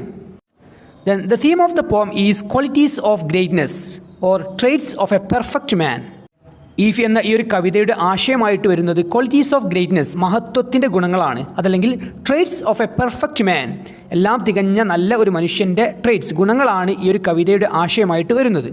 ഈ ഒരു കവിതയിലൂടെ കവി നമ്മോട് പറയുന്ന നല്ല മനുഷ്യൻ്റെ അല്ലെങ്കിൽ ഗ്രേറ്റ്നെസ്, മഹത്വത്തിൻ്റെ ചില ഗുണങ്ങളാണ് കോൺഫിഡൻസ്, ആത്മവിശ്വാസം, പേഷ്യൻസ്, ക്ഷമ, ഓണസ്റ്റി, സത്യസന്ധത, കറേജ്, ധൈര്യം, ഹാർഡ് വർക്ക്, കഠിനാധ്വാനം, ഗുഡ് ബിഹേവിയർ, നല്ല പെരുമാറ്റം. ഓക്കെ, തുടങ്ങിയ ഗുണങ്ങളാണ് നല്ല മനുഷ്യൻ്റെതായിട്ട് ഈ ഒരു കവിതയിലൂടെ നമ്മോട് കവി പറയുന്നത്. ദെൻ ഇനി നമുക്ക് ഈ ഒരു കവിതയുടെ സമ്മറി മനസ്സിലാക്കാം. Here in this poem a father advises his son on how to become a perfect man. ഈ ഒരു കവിതയിലൂടെ ഒരു അച്ഛൻ മകനെ ഉപദേശിക്കുകയാണ് എങ്ങനെ നല്ല ഒരു മനുഷ്യനാകാം എന്നതിനെക്കുറിച്ച്. അതായത് എങ്ങനെ ഒരു നല്ല മനുഷ്യനാകാം എന്നതിനെക്കുറിച്ച് ഒരു അച്ഛൻ മകനെ ഉപദേശിക്കുന്നതാണ് ഈ ഒരു കവിതയിലൂടെ വിശദീകരിക്കുന്നത്. That is the speaker of this പോം ഈസ് എ ഫാദർ. ഈ ഒരു കവിതയിലൂടെ സംസാരിക്കുന്നത് ഒരു അച്ഛനാണ്, അതായത് അച്ഛൻ മകനെ ഉപദേശിക്കുകയാണ്. The father advises his son on what to do and what not to do. അച്ഛൻ മകനെ ഉപദേശിക്കുകയാണ് എന്തൊക്കെ ജീവിതത്തിൽ ചെയ്യണം എന്നുള്ളതും എന്തൊക്കെ ജീവിതത്തിൽ ചെയ്യരുത് എന്നതിനെക്കുറിച്ച് അച്ഛൻ മകനെ ഉപദേശിക്കുകയാണ്. Then at the end of this poem, the father says to his son that if he follows his advice, he will become a perfect man. അങ്ങനെ ഈ ഒരു കവിതയിലൂടെ അച്ഛൻ മകന് ധാരാളം ഉപദേശങ്ങൾ കൊടുത്തുകൊണ്ട് അവസാനമായിട്ട് അച്ഛൻ പറയുകയാണ്, അച്ഛൻ പറഞ്ഞിട്ടുള്ള ഈ ഒരു കാര്യങ്ങളെല്ലാം മകൻ ഫോളോ ചെയ്യുകയാണെങ്കിൽ, മകൻ ചെയ്യുകയാണെങ്കിൽ അവൻ നല്ല ഒരു മനുഷ്യനാകും എന്ന് അച്ഛൻ മകനോട് പറയുകയാണ്. Then the message of this poem is to become a successful man, one should have some good qualities. If എന്ന ഈ ഒരു കവിതയുടെ സന്ദേശമായിട്ട് നമുക്ക് മനസ്സിലാകുന്നത് നല്ല ഒരു മനുഷ്യനാകണം എന്നുണ്ടെങ്കിൽ ജീവിതത്തിൽ ചില നല്ല ഗുണങ്ങൾ ഉണ്ടാകണം എന്നാണ് ഈ ഒരു കവിതയിലൂടെ നമുക്ക് മനസ്സിലാകുന്നത്. എന്തൊക്കെ ഗുണങ്ങളാണ് ഈ ഒരു കവിതയിലൂടെ നല്ല മനുഷ്യൻ്റേതായിട്ട് പറയുന്നത്? കോൺഫിഡൻസ്, ആത്മവിശ്വാസം, പേഷ്യൻസ്, ക്ഷമ, ഓണസ്റ്റി, സത്യസന്ധത, കറേജ്, ധൈര്യം, ഹാർഡ് വർക്ക്, കഠിനാധ്വാനം, ഗുഡ് ബിഹേവിയർ, നല്ല പെരുമാറ്റം. ഇത്രയും നല്ല ഗുണങ്ങളാണ് ഈ ഒരു കവിതയിലൂടെ നല്ല മനുഷ്യൻ്റേതായിട്ട് കവി പറയുന്നത്. ഓക്കെ, ഇത്രയും കാര്യങ്ങളാണ് ഈഫ് എന്ന കവിതയിലൂടെ നമുക്ക് മനസ്സിലാകുന്നത്. ഓക്കെ, 1ാം യൂണിറ്റിലെ 3 ചാപ്റ്ററുകളാണ്, അതായത് his first flight, then I will fly, then if എന്നീ 3 ചാപ്റ്ററുകളുടെ സമ്മറിയാണ് നാം മനസ്സിലാക്കിയിട്ടുള്ളത്. ഈ 3 ചാപ്റ്ററുകളിലും പൊതുവായിട്ട് വരുന്ന തീം, ആശയം എന്നത് സക്സസ് ആണ്, അതായത് വിജയത്തെക്കുറിച്ചാണ് ഈ ഒരു 3 ചാപ്റ്ററുകളിലും നമ്മോട് പറയുന്നത്. ദെൻ ഇനി നമുക്ക് 2ാം യൂണിറ്റിലേക്ക് പ്രവേശിക്കാം. 2ാം യൂണിറ്റിലെ 1ാം ചാപ്റ്ററായ ആൻഡ് ദെൻ ഗാന്ധി കെയിം, പിന്നീട് ഗാന്ധിജി വന്നു. And then Gandhi came is A part from Jawaharlal Nehru's book the discovery of India. Jawaharlal നെഹ്റുവിൻ്റെ ദ ഡിസ്കവറി ഓഫ് ഇന്ത്യ എന്ന പുസ്തകത്തിൽ നിന്നുള്ള ഏതാനും ചില ഭാഗങ്ങളാണ് ആൻഡ് ദെൻ ഗാന്ധി കെയിം എന്ന ഈ ഒരു ചാപ്റ്ററിലൂടെ നാം പഠിക്കുന്നത്. Nehru writes about the timely arrival of Gandhi to Indian politics. ഗാന്ധിജിയുടെ ഇന്ത്യൻ രാഷ്ട്രീയത്തിലേക്കുള്ള യഥാസമയത്തുള്ള കടന്നുവരവിനെക്കുറിച്ചാണ് ജവഹർലാൽ നെഹ്റു ഈ ഒരു പുസ്തകത്തിലൂടെ എഴുതുന്നത്. എന്തൊക്കെ കാര്യങ്ങളാണ് ജവഹർലാൽ നെഹ്റു നമ്മോട് പറയുന്നത്? Nehru tells about the uncertain condition of India during British rule. ഈ ഒരു എസ്സേയുടെ തുടക്കത്തിലൂടെ ജവഹർലാൽ നെഹ്റു പറയുന്നത് ബ്രിട്ടീഷുകാർ ഇന്ത്യ ഭരിക്കുന്ന സമയത്തുള്ള ഒരു അരക്ഷിതമായിട്ടുള്ള ഒരു അവസ്ഥയെക്കുറിച്ചാണ്, വളരെ പരിതാപകരമായിട്ടുള്ള ഇന്ത്യക്കാരുടെ അവസ്ഥയെക്കുറിച്ചാണ്. Then he tells about Gandhi's timely arrival to Indian politics. പിന്നീട് അദ്ദേഹം പറയുന്നത് Indian രാഷ്ട്രീയത്തിലേക്കുള്ള മഹാത്മാഗാന്ധിജിയുടെ യഥാസമയത്തുള്ള വരവിനെക്കുറിച്ചാണ്. Then he tells about Gandhi's teachings and methods for acquiring freedom. പിന്നീട് അദ്ദേഹം പറയുന്നത് ഗാന്ധീസ് ടീച്ചിങ്സ് ആൻഡ് മെത്തേഡ്സ്, ഗാന്ധിജിയുടെ പഠന രീതികളെക്കുറിച്ചാണ്, നമ്മെ പഠിപ്പിക്കുന്ന രീതികളെക്കുറിച്ചാണ്. ഫോർ അക്വയറിംഗ് ഫ്രീഡം, സ്വതന്ത്രം നേടുന്നതിന് വേണ്ടി, അതായത് ഇന്ത്യയുടെ സ്വതന്ത്രം നേടുന്നതിന് വേണ്ടിയിട്ട് ഗാന്ധിജി നമ്മെ ഇന്ത്യക്കാരായിട്ടുള്ള ആളുകളെ പഠിപ്പിച്ച രീതികളെക്കുറിച്ചാണ് പിന്നീട് അദ്ദേഹം നമ്മോട് പറയുന്നത്. Then he also tells about Gandhi's dream on India. ഈ ഒരു ചാപ്റ്ററിൻ്റെ അവസാന ഭാഗത്തായിട്ട് ജവഹർലാൽ നെഹ്റു പറയുന്നത് ഗാന്ധിജിയുടെ ഇന്ത്യയെക്കുറിച്ചുള്ള സ്വപ്നത്തെക്കുറിച്ചാണ്. അതായത് ഇന്ത്യയെക്കുറിച്ചുള്ള ഗാന്ധിജിയുടെ സ്വപ്നത്തെക്കുറിച്ചാണ് ഈ ഒരു ചാപ്റ്ററിൻ്റെ അവസാന ഭാഗത്തിലായിട്ട് ജവഹർലാൽ നെഹ്റു എഴുതിയിട്ടുള്ളത്. Okay, these are the content of this chapter. ഇത്രയും കാര്യങ്ങളാണ് ഈ ഒരു ചാപ്റ്ററിൻ്റെ കണ്ടൻ്റായിട്ട് വരുന്നത്.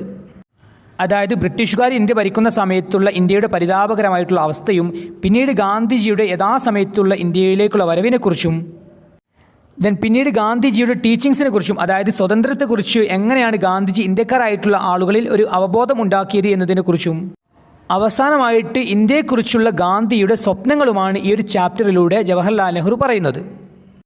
ഇനി നമുക്ക് ഈ ഒരു ചാപ്റ്ററിൻ്റെ സമ്മറി മനസ്സിലാക്കാൻ ശ്രമിക്കാം. Indians were facing a lot of problems under British rule. ബ്രിട്ടീഷുകാർ ഇന്ത്യ ഭരിക്കുന്ന സമയത്ത് ഇന്ത്യക്കാരായിട്ടുള്ള ആളുകൾ ധാരാളം പ്രശ്നങ്ങൾ അനുഭവിക്കുകയായിരുന്നു.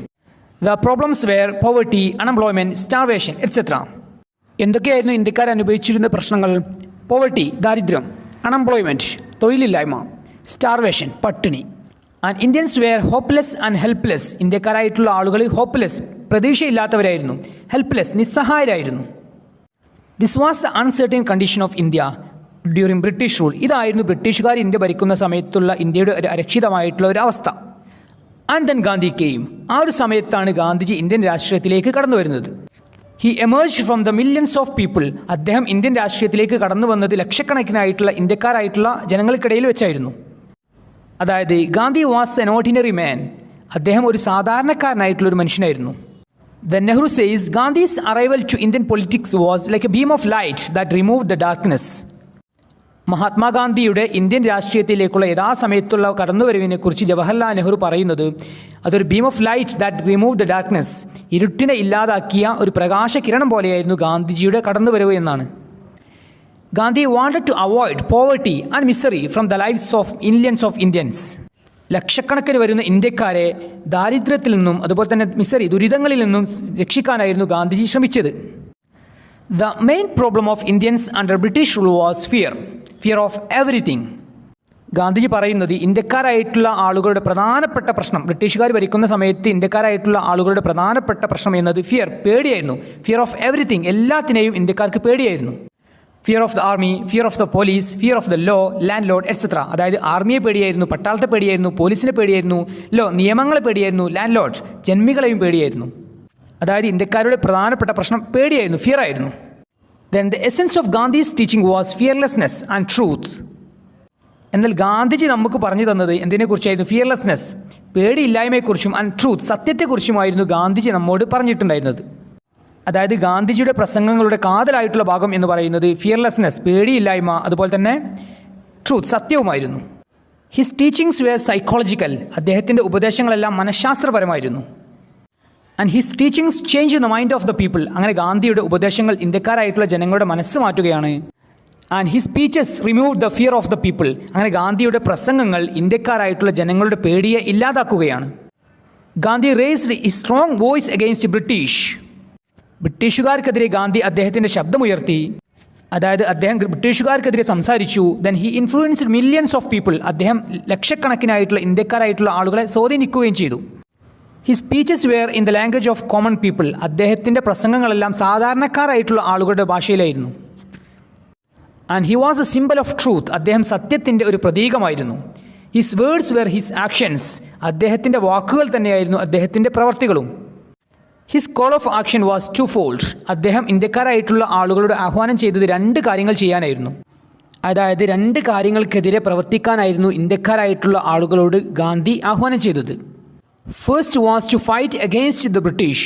ആദ്യം തന്നെ ഇന്ത്യക്കാരായിട്ടുള്ള ആളുകളോട് അദ്ദേഹം ആഹ്വാനം ചെയ്തത് ബ്രിട്ടീഷുകാർക്കെതിരെ പോരാടാനായിരുന്നു. അതെന്തിനു വേണ്ടിയായിരുന്നു? For the freedom of India. ഇന്ത്യയുടെ സ്വാതന്ത്ര്യത്തിന് വേണ്ടിയായിരുന്നു അദ്ദേഹം ആ ഒരു കാര്യം പറഞ്ഞത്. അതായത് ബ്രിട്ടീഷുകാർക്കെതിരെ പോരാടാനാണ് അദ്ദേഹം ആദ്യം തന്നെ ആഹ്വാനം ചെയ്തത്. അത് ഇന്ത്യയുടെ സ്വാതന്ത്ര്യത്തിന് വേണ്ടിയായിരുന്നു. ദെൻ ഇന്ത്യക്കാരായിട്ടുള്ള ആളുകളോട് പ്രവർത്തിക്കാനായിട്ട് പറഞ്ഞത് അദ്ദേഹം രണ്ടാമതായിട്ട് പറഞ്ഞിട്ടുണ്ടായിരുന്നത് second was to fight against our social evils. രണ്ടാമതായിട്ട് അദ്ദേഹം പറഞ്ഞത് നമ്മുടെ സാമൂഹികമായിട്ടുള്ള ദുരാചാരങ്ങൾക്കെതിരെ പോരാടാനായിരുന്നു. It was to the national unity. അതെന്തിനു വേണ്ടിയായിരുന്നു? രാജ്യത്തിൻ്റെ ഒരുമയ്ക്ക് വേണ്ടിയായിരുന്നു, ഐക്യത്തിനു വേണ്ടിയായിരുന്നു. ഇവിടെ സോഷ്യൽ ഈവിൾസ്, അതായത് സാമൂഹിക ദുരാചാരങ്ങൾ എന്നതുകൊണ്ട് ഉദ്ദേശിക്കുന്നത് social evils include minority problems, class problems and untouchability. Minority problems ന്യൂനപക്ഷ പ്രശ്നങ്ങൾ, ദെൻ ക്ലാസ് പ്രോബ്ലംസ് ജാതി പ്രശ്നങ്ങൾ, ദെൻ അൺടച്ചബിലിറ്റി തൊട്ടുകൂടായ്മ തുടങ്ങിയ സാമൂഹിക ദുരാചാരങ്ങളാണ് ഇവിടെ സോഷ്യൽ ഈവിൾസ് എന്നതുകൊണ്ട് ഉദ്ദേശിക്കുന്നത്. Gandhi's presence made a huge difference in Indian people. ഗാന്ധിജിയുടെ ആ ഒരു സാമീപ്യം ഇന്ത്യക്കാരായിട്ടുള്ള ആളുകളിൽ വലിയ മാറ്റമുണ്ടാക്കി. And Gandhi was moulding a new India based on his wishes. Gandhiji അദ്ദേഹത്തിൻ്റെ ആഗ്രഹത്തിനനുസരിച്ചുള്ള ഒരു ഇന്ത്യയെ പടുത്തുയർത്താൻ ശ്രമിക്കുകയായിരുന്നു. അതായത് he had a good dream on India. ഇന്ത്യയെക്കുറിച്ച് നല്ല ഒരു സ്വപ്നം ഗാന്ധിജിക്ക് ഉണ്ടായിരുന്നു. In his dream India all people are same. ഗാന്ധിയുടെ സ്വപ്നത്തിലെ ഇന്ത്യയിൽ എല്ലാ ആളുകളും തുല്യരാണ്. അതായത് there is no difference between rich and poor. പാവപ്പെട്ടവരെന്നോ പണക്കാരോ എന്നൊരു വ്യത്യാസമില്ലാത്ത ഒരു ഇന്ത്യയായിരുന്നു. Then there is no difference between high class and low class. ഉയർന്ന ജാതിയെന്നോ താഴ്ന്ന ജാതിയെന്നോ ഡിഫറൻസ് ഇല്ലാത്ത, വ്യത്യാസമില്ലാത്ത ഒരു ഇന്ത്യയായിരുന്നു ഗാന്ധിയുടെ India. And there is no difference between men and women. Men and women have the same rights. പുരുഷന്മാർക്കും സ്ത്രീകൾക്കും തുല്യ അവകാശങ്ങളുള്ള ഇന്ത്യയായിരുന്നു അദ്ദേഹത്തിൻ്റെ സ്വപ്ന India. And he was against drinks and drugs. മദ്യത്തിനും മയക്കുമരുന്നിനും എതിരായിരുന്നു Gandhiji. In his dream India there are no drinks and drugs. മദ്യമോ മയക്കുമരുന്നോ ഇല്ലാത്ത ഒരു സ്വപ്ന ഇന്ത്യയായിരുന്നു ഗാന്ധിയുടെ India. And there is no untouchability in his dream India. അദ്ദേഹത്തിൻ്റെ സ്വപ്നത്തിലെ ഇന്ത്യയിൽ അൺടച്ചബിലിറ്റി, അതായത് തൊട്ടുകൂടായ്മയില്ലായിരുന്നു. This was the India in his dream. ഇങ്ങനെയുള്ള ഒരു ഇന്ത്യയായിരുന്നു ഗാന്ധിയുടെ സ്വപ്നത്തിലെ India. He included all religion within the fold of truth. എല്ലാ മതങ്ങളെയും അദ്ദേഹം സത്യത്തിൻ്റെ പരിധിയിൽ ഉൾപ്പെടുത്തി. And he says Indian culture is the mixture of all religion. അദ്ദേഹത്തിൻ്റെ അഭിപ്രായത്തിൽ ഇന്ത്യൻ സംസ്കാരം എന്നത് എല്ലാ മതങ്ങളും ഉൾക്കൊണ്ടതാണ്. ഇനി ഗാന്ധിയെക്കുറിച്ച് പറയുകയാണെങ്കിൽ he was a man of self confidence. He was true to his words. His life is his message. And he spoke against British. He helped India to get freedom. He fought against British. അദ്ദേഹം ബ്രിട്ടീഷുകാർക്കെതിരെ പോരാടി. He wrote against British. അദ്ദേഹം ബ്രിട്ടീഷുകാർക്കെതിരെ എഴുതി. Then he acted against British. അദ്ദേഹം ബ്രിട്ടീഷുകാർക്കെതിരെ പ്രവർത്തിച്ചു. And people loved him. Okay പ്രിയപ്പെട്ട വിദ്യാർത്ഥികളെ, ഇത്രയും കാര്യങ്ങളാണ് ആൻഡ് ദെൻ ഗാന്ധി കെയിം എന്ന ചാപ്റ്ററിലൂടെ നമുക്ക് മനസ്സിലാകുന്നത്. Then what is the theme of this chapter? ഈ ഒരു ചാപ്റ്ററിൻ്റെ തീം എന്താണ്? Relationship between words and deeds. നമ്മുടെ വാക്കുകളും നമ്മുടെ പ്രവൃത്തികളും തമ്മിലുള്ള ബന്ധമാണ് ഈ ഒരു ചാപ്റ്ററിൻ്റെ തീമായിട്ട്, ആശയമായിട്ട് വരുന്നത്. ഓക്കെ പ്രിയപ്പെട്ട വിദ്യാർത്ഥികളെ, ഇനി നമുക്ക് രണ്ടാം യൂണിറ്റിലെ രണ്ടാം ചാപ്റ്ററായ ദ പ്രൈസ് ഓഫ് ഫ്ലവേഴ്സ് എന്ന കഥയുടെ സമ്മറിയിലേക്ക് പ്രവേശിക്കാം. The price of flowers is a beautiful story written by Prabhat Kumar Mukhopadhyay. Prabhat Kumar Mukhopadhyay എഴുതിയിട്ടുള്ള മനോഹരമായിട്ടുള്ള ഒരു കഥയാണ് the price of flowers. The main theme of this story is love. Love of a girl for her dead brother and her mother. ഈ ഒരു കഥയുടെ പ്രധാനപ്പെട്ട ആശയമായിട്ട് വരുന്നത് ലവ്, സ്നേഹമാണ്. ഒരു പെൺകുട്ടിയുടെ സ്നേഹമാണ്. ആരോടുള്ള സ്നേഹമാണ്? അവളുടെ മരണപ്പെട്ട സഹോദരനോടും അതുപോലെ തന്നെ അവളുടെ അമ്മയോടുള്ള സ്നേഹമാണ് ഈ ഒരു കഥയുടെ പ്രധാനപ്പെട്ട ആശയമായിട്ട് വരുന്നത്. There are 4 characters in this story. ഈ ഒരു കഥയിൽ ആകെ 4 കഥാപാത്രങ്ങളാണുള്ളത്. The characters in this story are Mr Gupta, Maggie, Mrs Clifford and Frank. ഇത്രയും 4 പേരാണ് ഈ ഒരു കഥയിലെ കഥാപാത്രങ്ങൾ. ഇനി ഈ ഓരോ കഥാപാത്രങ്ങളെക്കുറിച്ചും നിർബന്ധമായിട്ടും നാം അറിഞ്ഞിരിക്കേണ്ട കാര്യങ്ങൾ നമുക്ക് വിശദീകരിക്കാം. Mister Gupta, he is the narrator of the story. ഈ ഒരു കഥയുടെ ആഖ്യാതാവാണ് അദ്ദേഹം. അതായത് ഈ ഒരു കഥ വിവരിക്കുന്നത് അദ്ദേഹമാണ്. He's an Indian. അദ്ദേഹം ഒരു ഇന്ത്യക്കാരനാണ്. And he lives in London for his civil service study purpose. അദ്ദേഹം ഒരു ഇന്ത്യക്കാരനാണെങ്കിലും അദ്ദേഹം ഇപ്പോൾ താമസിക്കുന്നത് ലണ്ടനിലാണ്. അദ്ദേഹം പഠനാവശ്യത്തിനു വേണ്ടി ഇപ്പോൾ ലണ്ടനിലാണ് താമസിക്കുന്നത്. The next character Maggie. Maggie is the main character in the story. The price of flowers എന്ന കഥയിലെ പ്രധാനപ്പെട്ട കഥാപാത്രമാണ് Maggie. Her full name is Alice Margaret Clifford. അവളുടെ കംപ്ലീറ്റ് ആയിട്ടുള്ള പേര് അലീസ് മാർഗരറ്റ് ക്ലിഫോർഡ് എന്നാണ്. She is a poor English girl. അവളൊരു പാവപ്പെട്ട ഇംഗ്ലീഷ് പെൺകുട്ടിയാണ്.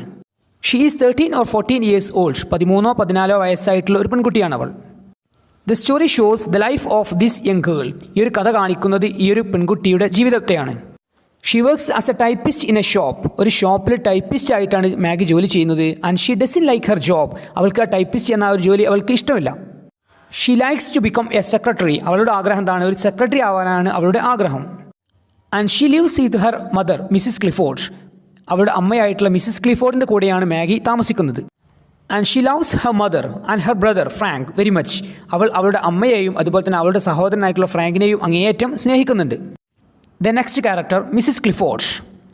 Mrs Clifford is Maggie's mother. മാഗിയുടെ അമ്മയാണ് Mrs Clifford. She is a widow. അവളൊരു വിധവയാണ്. She makes cakes for her livelihood. അവളുടെ ഉപജീവനത്തിനു വേണ്ടി പണം സമ്പാദിക്കാൻ അവൾ കേക്കുകൾ ഉണ്ടാക്കുന്നുണ്ട്. And she is superstitious. വലിയ അന്ധവിശ്വാസങ്ങളൊക്കെ ഉള്ള ഒരു സ്ത്രീയാണ് Mrs Clifford. The next character Frank. Frank is Maggie's brother. Frank മാഗിയുടെ സഹോദരനാണ്. He was a soldier. അദ്ദേഹം ഒരു പട്ടാളക്കാരനായിരുന്നു. And he was in India. അദ്ദേഹം ഇന്ത്യയിലായിരുന്നു.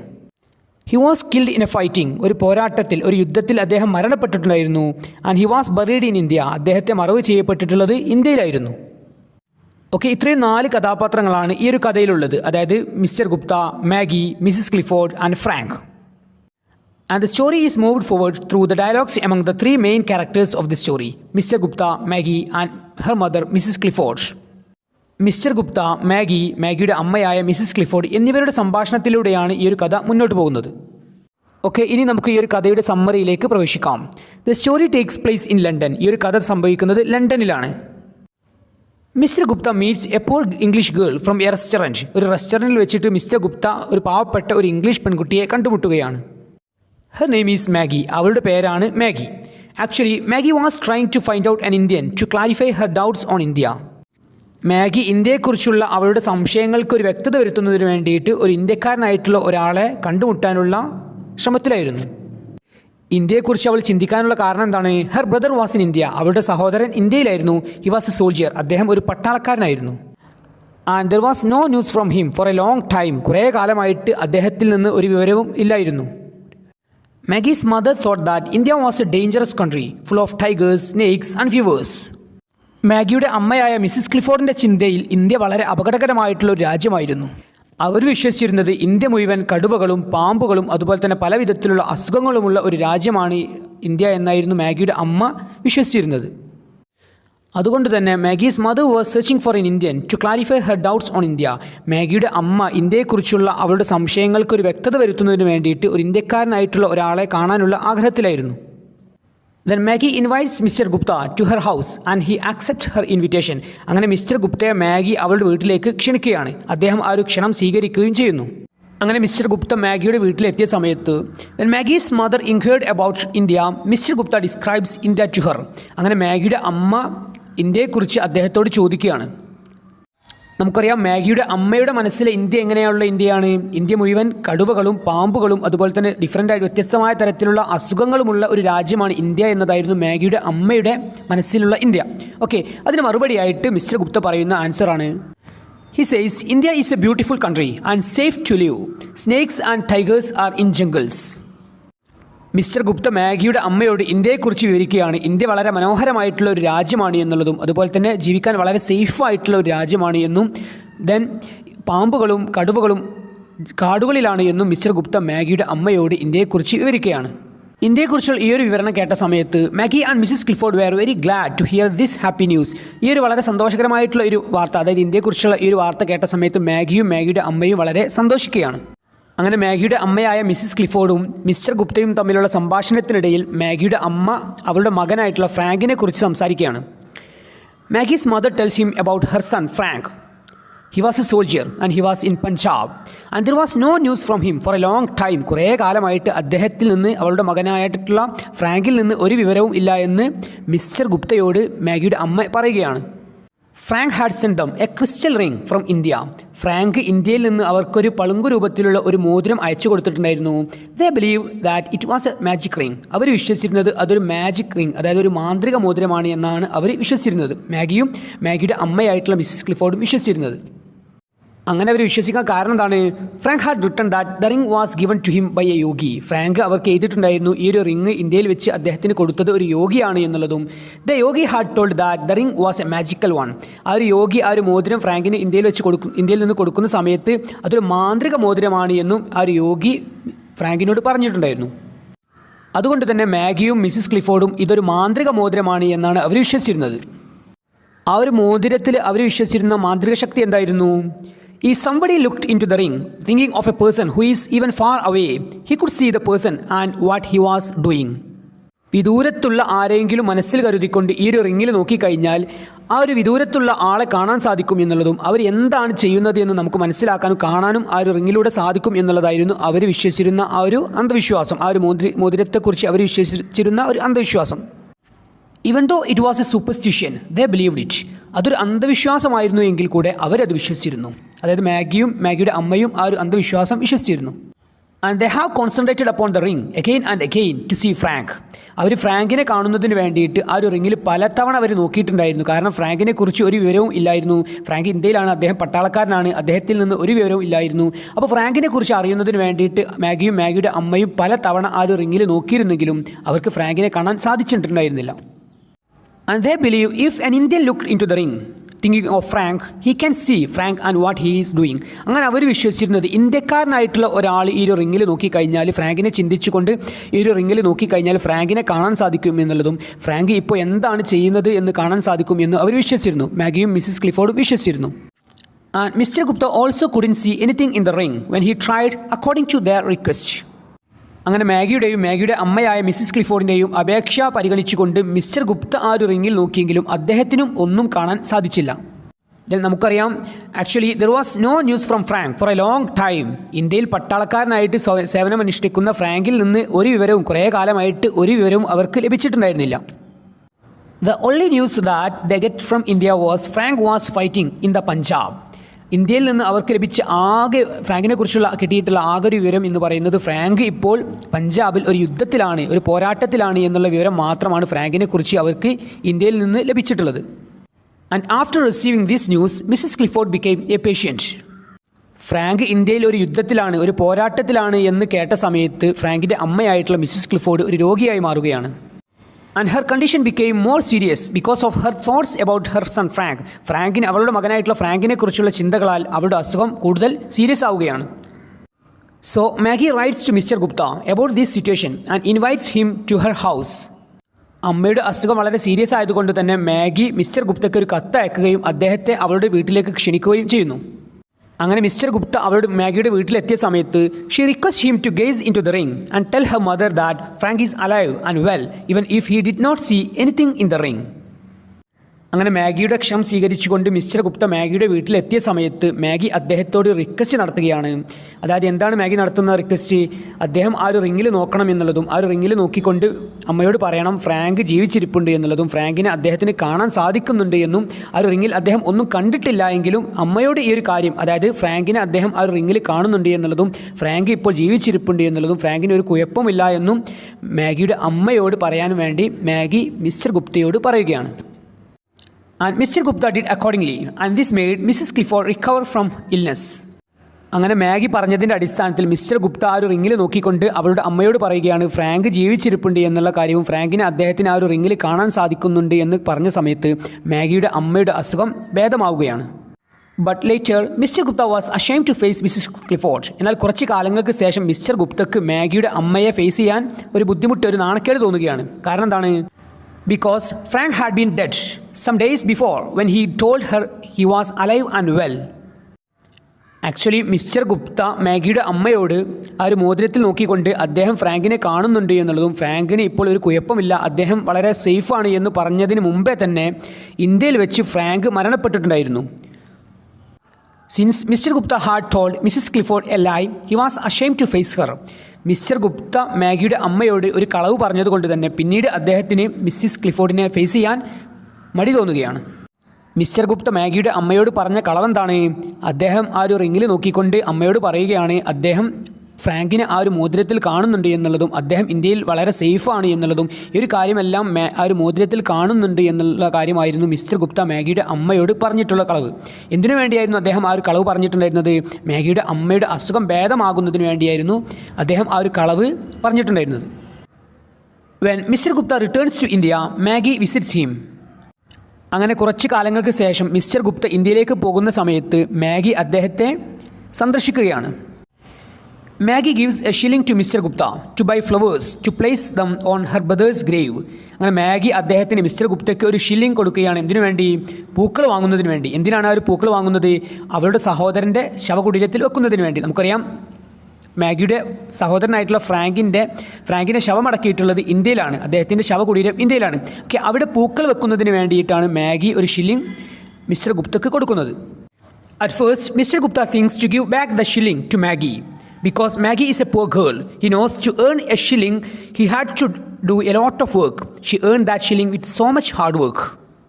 അങ്ങനെ മാഗിയുടെ സഹോദരൻ്റെ ശവകുടീരത്തിൽ വെക്കുന്നതിന് വേണ്ടി പൂക്കൾ വാങ്ങാൻ വേണ്ടി മാഗി ഒരു ഷില്ലിംഗ് മിസ്റ്റർ ഗുപ്തക്ക് കൊടുത്ത സമയത്ത് ആദ്യം തന്നെ അദ്ദേഹം ചിന്തിക്കുന്നത് അത് അവൾക്ക് തിരിച്ചു കൊടുക്കാനാണ്. ആ ഒരു ഷില്ലിംഗ് അവൾക്ക് തിരിച്ചു കൊടുക്കാനാണ്. കാരണം എന്താണ്, അവൾ അത്രത്തോളം ഹാർഡ് വർക്ക് കഠിനാധ്വാനം ചെയ്തിട്ടാണ് ആ ഒരു പണം നേടിയിട്ടുള്ളത്.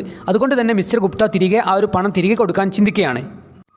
But he feels it will deprive the girl of the joy of sacrifice she was making four her dead brother. എന്നാൽ പിന്നീട് മിസ്റ്റർ ഗുപ്ത ചിന്തിക്കുകയാണ്, അദ്ദേഹം ആ ഒരു പണം തിരികെ നൽകി കഴിഞ്ഞാൽ മാഗിക്ക് അതുകൊണ്ട് കിട്ടുന്ന ഒരു സന്തോഷം ഇല്ലാതാകും. അതായത് അവളുടെ മരണപ്പെട്ടു പോയ സഹോദരന് വേണ്ടി അവൾ ചെയ്യുന്ന ആ ഒരു ത്യാഗം കൊണ്ട് അവൾക്ക് കിട്ടുന്ന ആ ഒരു സന്തോഷം അതില്ലാതാകും എന്ന് മിസ്റ്റർ ഗുപ്തക്ക് മനസ്സിലാവുകയാണ്. So Mr Gupta decided to receive the shilling from Maggie to make her happy. അങ്ങനെ അവളെ സന്തോഷിപ്പിക്കുന്നതിന് വേണ്ടിയിട്ട് മിസ്റ്റർ ഗുപ്ത മാഗി കൊടുത്ത ആ ഒരു ഷില്ലിംഗ് വാങ്ങുകയാണ്. And Mr. Gupta gives promise to Maggie that he will visit the grave of her brother Frank in India and place flowers on his grave. അങ്ങനെ ഇന്ത്യയിലേക്ക് തിരിക്കുന്നതിന് മുമ്പായിട്ട് മിസ്റ്റർ ഗുപ്ത മാഗിക്ക് ഒരു പ്രോമിസ്, ഒരു വാഗ്ദാനം നൽകുകയാണ്. എന്താണ് നൽകുന്ന വാഗ്ദാനം? അദ്ദേഹം ഇന്ത്യയിൽ എത്തിക്കഴിഞ്ഞാൽ അവളുടെ സഹോദരനായിട്ടുള്ള ഫ്രാങ്കിൻ്റെ ശവകുടീരത്തിൽ പൂക്കൾ വെക്കും എന്നുള്ള കാര്യം മിസ്റ്റർ ഗുപ്ത മാഗിയോട് പ്രോമിസ് ചെയ്യുകയാണ്. Okay dear students, this is a story the price of flowers. Then what is the theme of this story? The main theme of the story is love of a girl for her dead brother and her mother. ഈ ഒരു കഥയുടെ പ്രധാനപ്പെട്ട ആശയം എന്നുള്ളത് love, സ്നേഹമാണ്. ഒരു പെൺകുട്ടിയുടെ സ്നേഹമാണ് അവളുടെ മരണപ്പെട്ട സഹോദരനോടും അവളുടെ അമ്മയോടുമുള്ള അടങ്ങാത്ത അല്ലെങ്കിൽ അങ്ങേയറ്റത്തെ സ്നേഹമാണ് ഈ ഒരു കഥയിലെ പ്രധാനപ്പെട്ട ആശയം. ഓക്കെ പ്രിയപ്പെട്ട വിദ്യാർത്ഥികളെ, ഇനി നമുക്ക് 2ാം യൂണിറ്റിൽ നിന്നുള്ള 3ാം ചാപ്റ്ററായ ഡെത്ത് ദ ലെവലർ എന്ന കവിതയുടെ സമ്മറിയിലേക്ക് പ്രവേശിക്കാം. Death the Leveler by James Shirley. Death the Leveler, മരണം സമമാക്കുന്നയാൾ. Death the Leveler is a beautiful poem written by the famous poet James Shirley. പ്രശസ്ത കവിയായിട്ടുള്ള ജെയിംസ് ഷേർലി എഴുതിയിട്ടുള്ള വളരെ മനോഹരമായിട്ടുള്ള ഒരു കവിതയാണ് Death the Leveler. As the title of the poem suggests, death is the main theme of the poem. ഈ ഒരു title പറയുന്നത് പോലെ തന്നെ ഈ ഒരു കവിതയുടെ പ്രധാനപ്പെട്ട ആശയം എന്നത് മരണം തന്നെയാണ്. Death levels all the people. മരണം എല്ലാവരെയും സമന്മാരാക്കുന്നു. Both rich and poor. പണക്കാരനെയും പാവപ്പെട്ടവനെയും. High and low. ഉയർന്നവനെയും താഴ്ന്നവനെയും. King and ordinary. രാജാവിനെയും സാധാരണക്കാരനെയും. Winner and loser. വിജയിച്ചയാളെയും പരാജയപ്പെട്ടയാളെയും. Scholar and illiterate. പണ്ഡിതനെയും നിരക്ഷരനെയും. Men and women. പുരുഷനെയും സ്ത്രീയെയും തുടങ്ങി എല്ലാവരെയും സമന്മാരാക്കുന്ന ഒന്നാണ് മരണം. Then the poem teaches us a good lesson. ഈ ഒരു കവിത നമുക്ക് നല്ലൊരു പാഠം നൽകുന്നുണ്ട്. അതായത് all the people will die one day. എല്ലാ ആളുകളും ഒരു ദിവസം മരണപ്പെടും. And all are equal to death. മരണത്തിന് മുമ്പിൽ എല്ലാവരും സമന്മാരാണ്. So death is a leveller. അതുകൊണ്ട് തന്നെ കവി പറയുകയാണ് മരണം ഒരു ലെവലർ, ഒരു നിരപ്പാക്കുന്ന ഒരാളാണ്. Death comes to all. മരണം എല്ലാവരിലേക്കും കടന്നു വരും. And no one can stop it. ആർക്കും മരണത്തെ തടയാൻ സാധിക്കില്ല. Everyone has to surrender in front of death. മരണത്തിന് മുമ്പിൽ എല്ലാവർക്കും കീഴടങ്ങേണ്ടതായിട്ട് വരും. And all are equal to death. മരണത്തിന് മുമ്പിൽ എല്ലാവരും തുല്യരാണ്. So there is no value for our boasting. അതുകൊണ്ട് തന്നെ നമ്മുടെ പൊങ്ങച്ചങ്ങൾക്കൊന്നും ഒരു മൂല്യവുമില്ല, ഒരു വാല്യൂവുമില്ല. All people will reach to the grave after death. എല്ലാ ആളുകളും മരണത്തിന് ശേഷം എല്ലാ ആളുകളും അവരുടെ ശവകുടീരത്തിൽ എത്തിച്ചേരുക തന്നെ ചെയ്യും. Then only the good actions of the good people will be remembered forever. അങ്ങനെ നമ്മുടെ മരണത്തിന് ശേഷം നല്ല ആളുകളുടെ നല്ല പ്രവർത്തികൾ മാത്രമായിരിക്കും പിന്നീട് ബാക്കിയാവുക. അതായിരിക്കും ഭാവിയിൽ പിന്നീട് ഓർമ്മിക്കപ്പെടുക. The poem has a fine message that death levels everyone and treats everyone alike. ഈ ഒരു കവിത നല്ല ഒരു സന്ദേശം നൽകുന്നുണ്ട്. കവിത നൽകുന്ന സന്ദേശം എന്താണ്? മരണം എല്ലാവരെയും തുല്യരാക്കുന്നു. മരണം എല്ലാവരെയും ഒരേപോലെ ട്രീറ്റ് ചെയ്യുകയും ചെയ്യുന്നു. And the good deeds in our life are very important. നമ്മുടെ ജീവിതത്തിൽ നാം ചെയ്യുന്ന നല്ല കാര്യങ്ങൾ, നല്ല പ്രവർത്തികൾ വളരെ പ്രധാനപ്പെട്ടതാണ്. People will remember our good deeds after our death. നമ്മുടെ മരണത്തിന് ശേഷം ആളുകൾ ചിന്തിക്കുന്നത്, ആളുകൾ ഓർമ്മിക്കുന്നത് നാം നമ്മുടെ ജീവിതത്തിൽ ചെയ്തിട്ടുള്ള നല്ല കാര്യങ്ങളായിരിക്കും. So the good deeds in our life are very important. അതുകൊണ്ട് തന്നെ നമ്മുടെ ജീവിതത്തിൽ നാം ചെയ്യുന്ന നല്ല കാര്യങ്ങൾ, നല്ല പ്രവൃത്തികൾ വളരെ പ്രധാനപ്പെട്ടതാണ്. ആ ഒരു കാര്യങ്ങളായിരിക്കും നമ്മുടെ മരണത്തിന് ശേഷം ബാക്കിയാവുന്നത്. ഓക്കെ പ്രിയപ്പെട്ട വിദ്യാർത്ഥികളെ, ഇത്രയും കാര്യങ്ങളാണ് നമുക്ക് ഈ ഒരു കവിതയിൽ നിന്ന്, ഡെത്ത് ദ ലെവലർ എന്ന കവിതയിൽ നിന്ന് മനസ്സിലാകുന്നത്. ബിയോണ്ട് ദ ഹൊറൈസൺ, ചക്രവാളത്തിനുമപ്പുറം. The unit focuses on travel and the diverse experiences it provides. യാത്രകളെക്കുറിച്ചും അവ നൽകുന്ന വ്യത്യസ്തമായിട്ടുള്ള വൈവിധ്യമാർന്ന അനുഭവങ്ങളെക്കുറിച്ചുമാണ് ഈ ഒരു യൂണിറ്റ് പറയുന്നത്. It shows the different facets of travel, such as natural beauty, adventure, new culture, customs and traditions. പ്രകൃതി സൗന്ദര്യം, സാഹസികത, പുതിയ സംസ്കാരങ്ങൾ, ആചാരങ്ങൾ, പാരമ്പര്യങ്ങൾ തുടങ്ങി ഒരു യാത്രയിൽ നാം അനുഭവിക്കുന്ന വ്യത്യസ്തമായിട്ടുള്ള കാര്യങ്ങളാണ് ഈ ഒരു യൂണിറ്റിലൂടെ നമുക്ക് കാണിച്ചു തരുന്നത്. ഓക്കെ, ഇനി നമുക്ക് ഈ ഒരു യൂണിറ്റിലെ 3 ചാപ്റ്ററുകളുടെ സമ്മറി മനസ്സിലാക്കാം. നമുക്കറിയാം 3 ചാപ്റ്ററുകളാണ് ഈ ഒരു യൂണിറ്റിലുള്ളത്. സൺറൈസ് ഓൺ ദ ഹിൽസ് എന്ന കവിതയും ദ ട്രിപ്പ് ഓഫ് ലെഹോല എന്ന യാത്രാ വിവരണവും the Sacred turtles of Kandavu എന്ന ഫിജിയൻ ഐതിഹ്യവുമാണ് ഈ ഒരു യൂണിറ്റിൽ നമുക്ക് പഠിക്കാനായിട്ടുള്ളത്. ആദ്യം തന്നെ സൺറൈസ് ഓൺ ദ ഹിൽസ് എന്ന കവിതയുടെ ഒരു ബ്രീഫ് സമ്മറി മനസ്സിലാക്കാം. സൺറൈസ് ഓൺ ദ ഹിൽസ്, കുന്നിന് മുകളിലെ സൂര്യോദയം ഓർ മലമുകളിലെ സൂര്യോദയം. Sunrise on the hills is a beautiful poem written by the American poet H.W. Longfellow. American കവിയായ H.W. ലോങ്ഫെല്ലോ എഴുതിയിട്ടുള്ള മനോഹരമായിട്ടുള്ള ഒരു കവിതയാണ് sunrise on the hills. It's a poem about nature, പ്രകൃതിയെക്കുറിച്ചുള്ള ഒരു കവിതയാണിത്. അതായത് it's a natural poem. The poem describes the beauty of nature and how nature can soothe us when we are in trouble or difficulty. പ്രകൃതിയുടെ ഭംഗിയെക്കുറിച്ചും നമ്മൾ ഒരു വിഷമത്തിലോ പ്രയാസത്തിലോ ആയിരിക്കുമ്പോൾ പ്രകൃതിക്ക് നമ്മെ എങ്ങനെ ആശ്വസിപ്പിക്കാൻ സാധിക്കും എന്നതുമാണ് ഈ ഒരു കവിത വിവരിക്കുന്നത്. In this poem, the poet shares his experience on the hills in an early morning when the sky is glorious with the rays of the rising sun.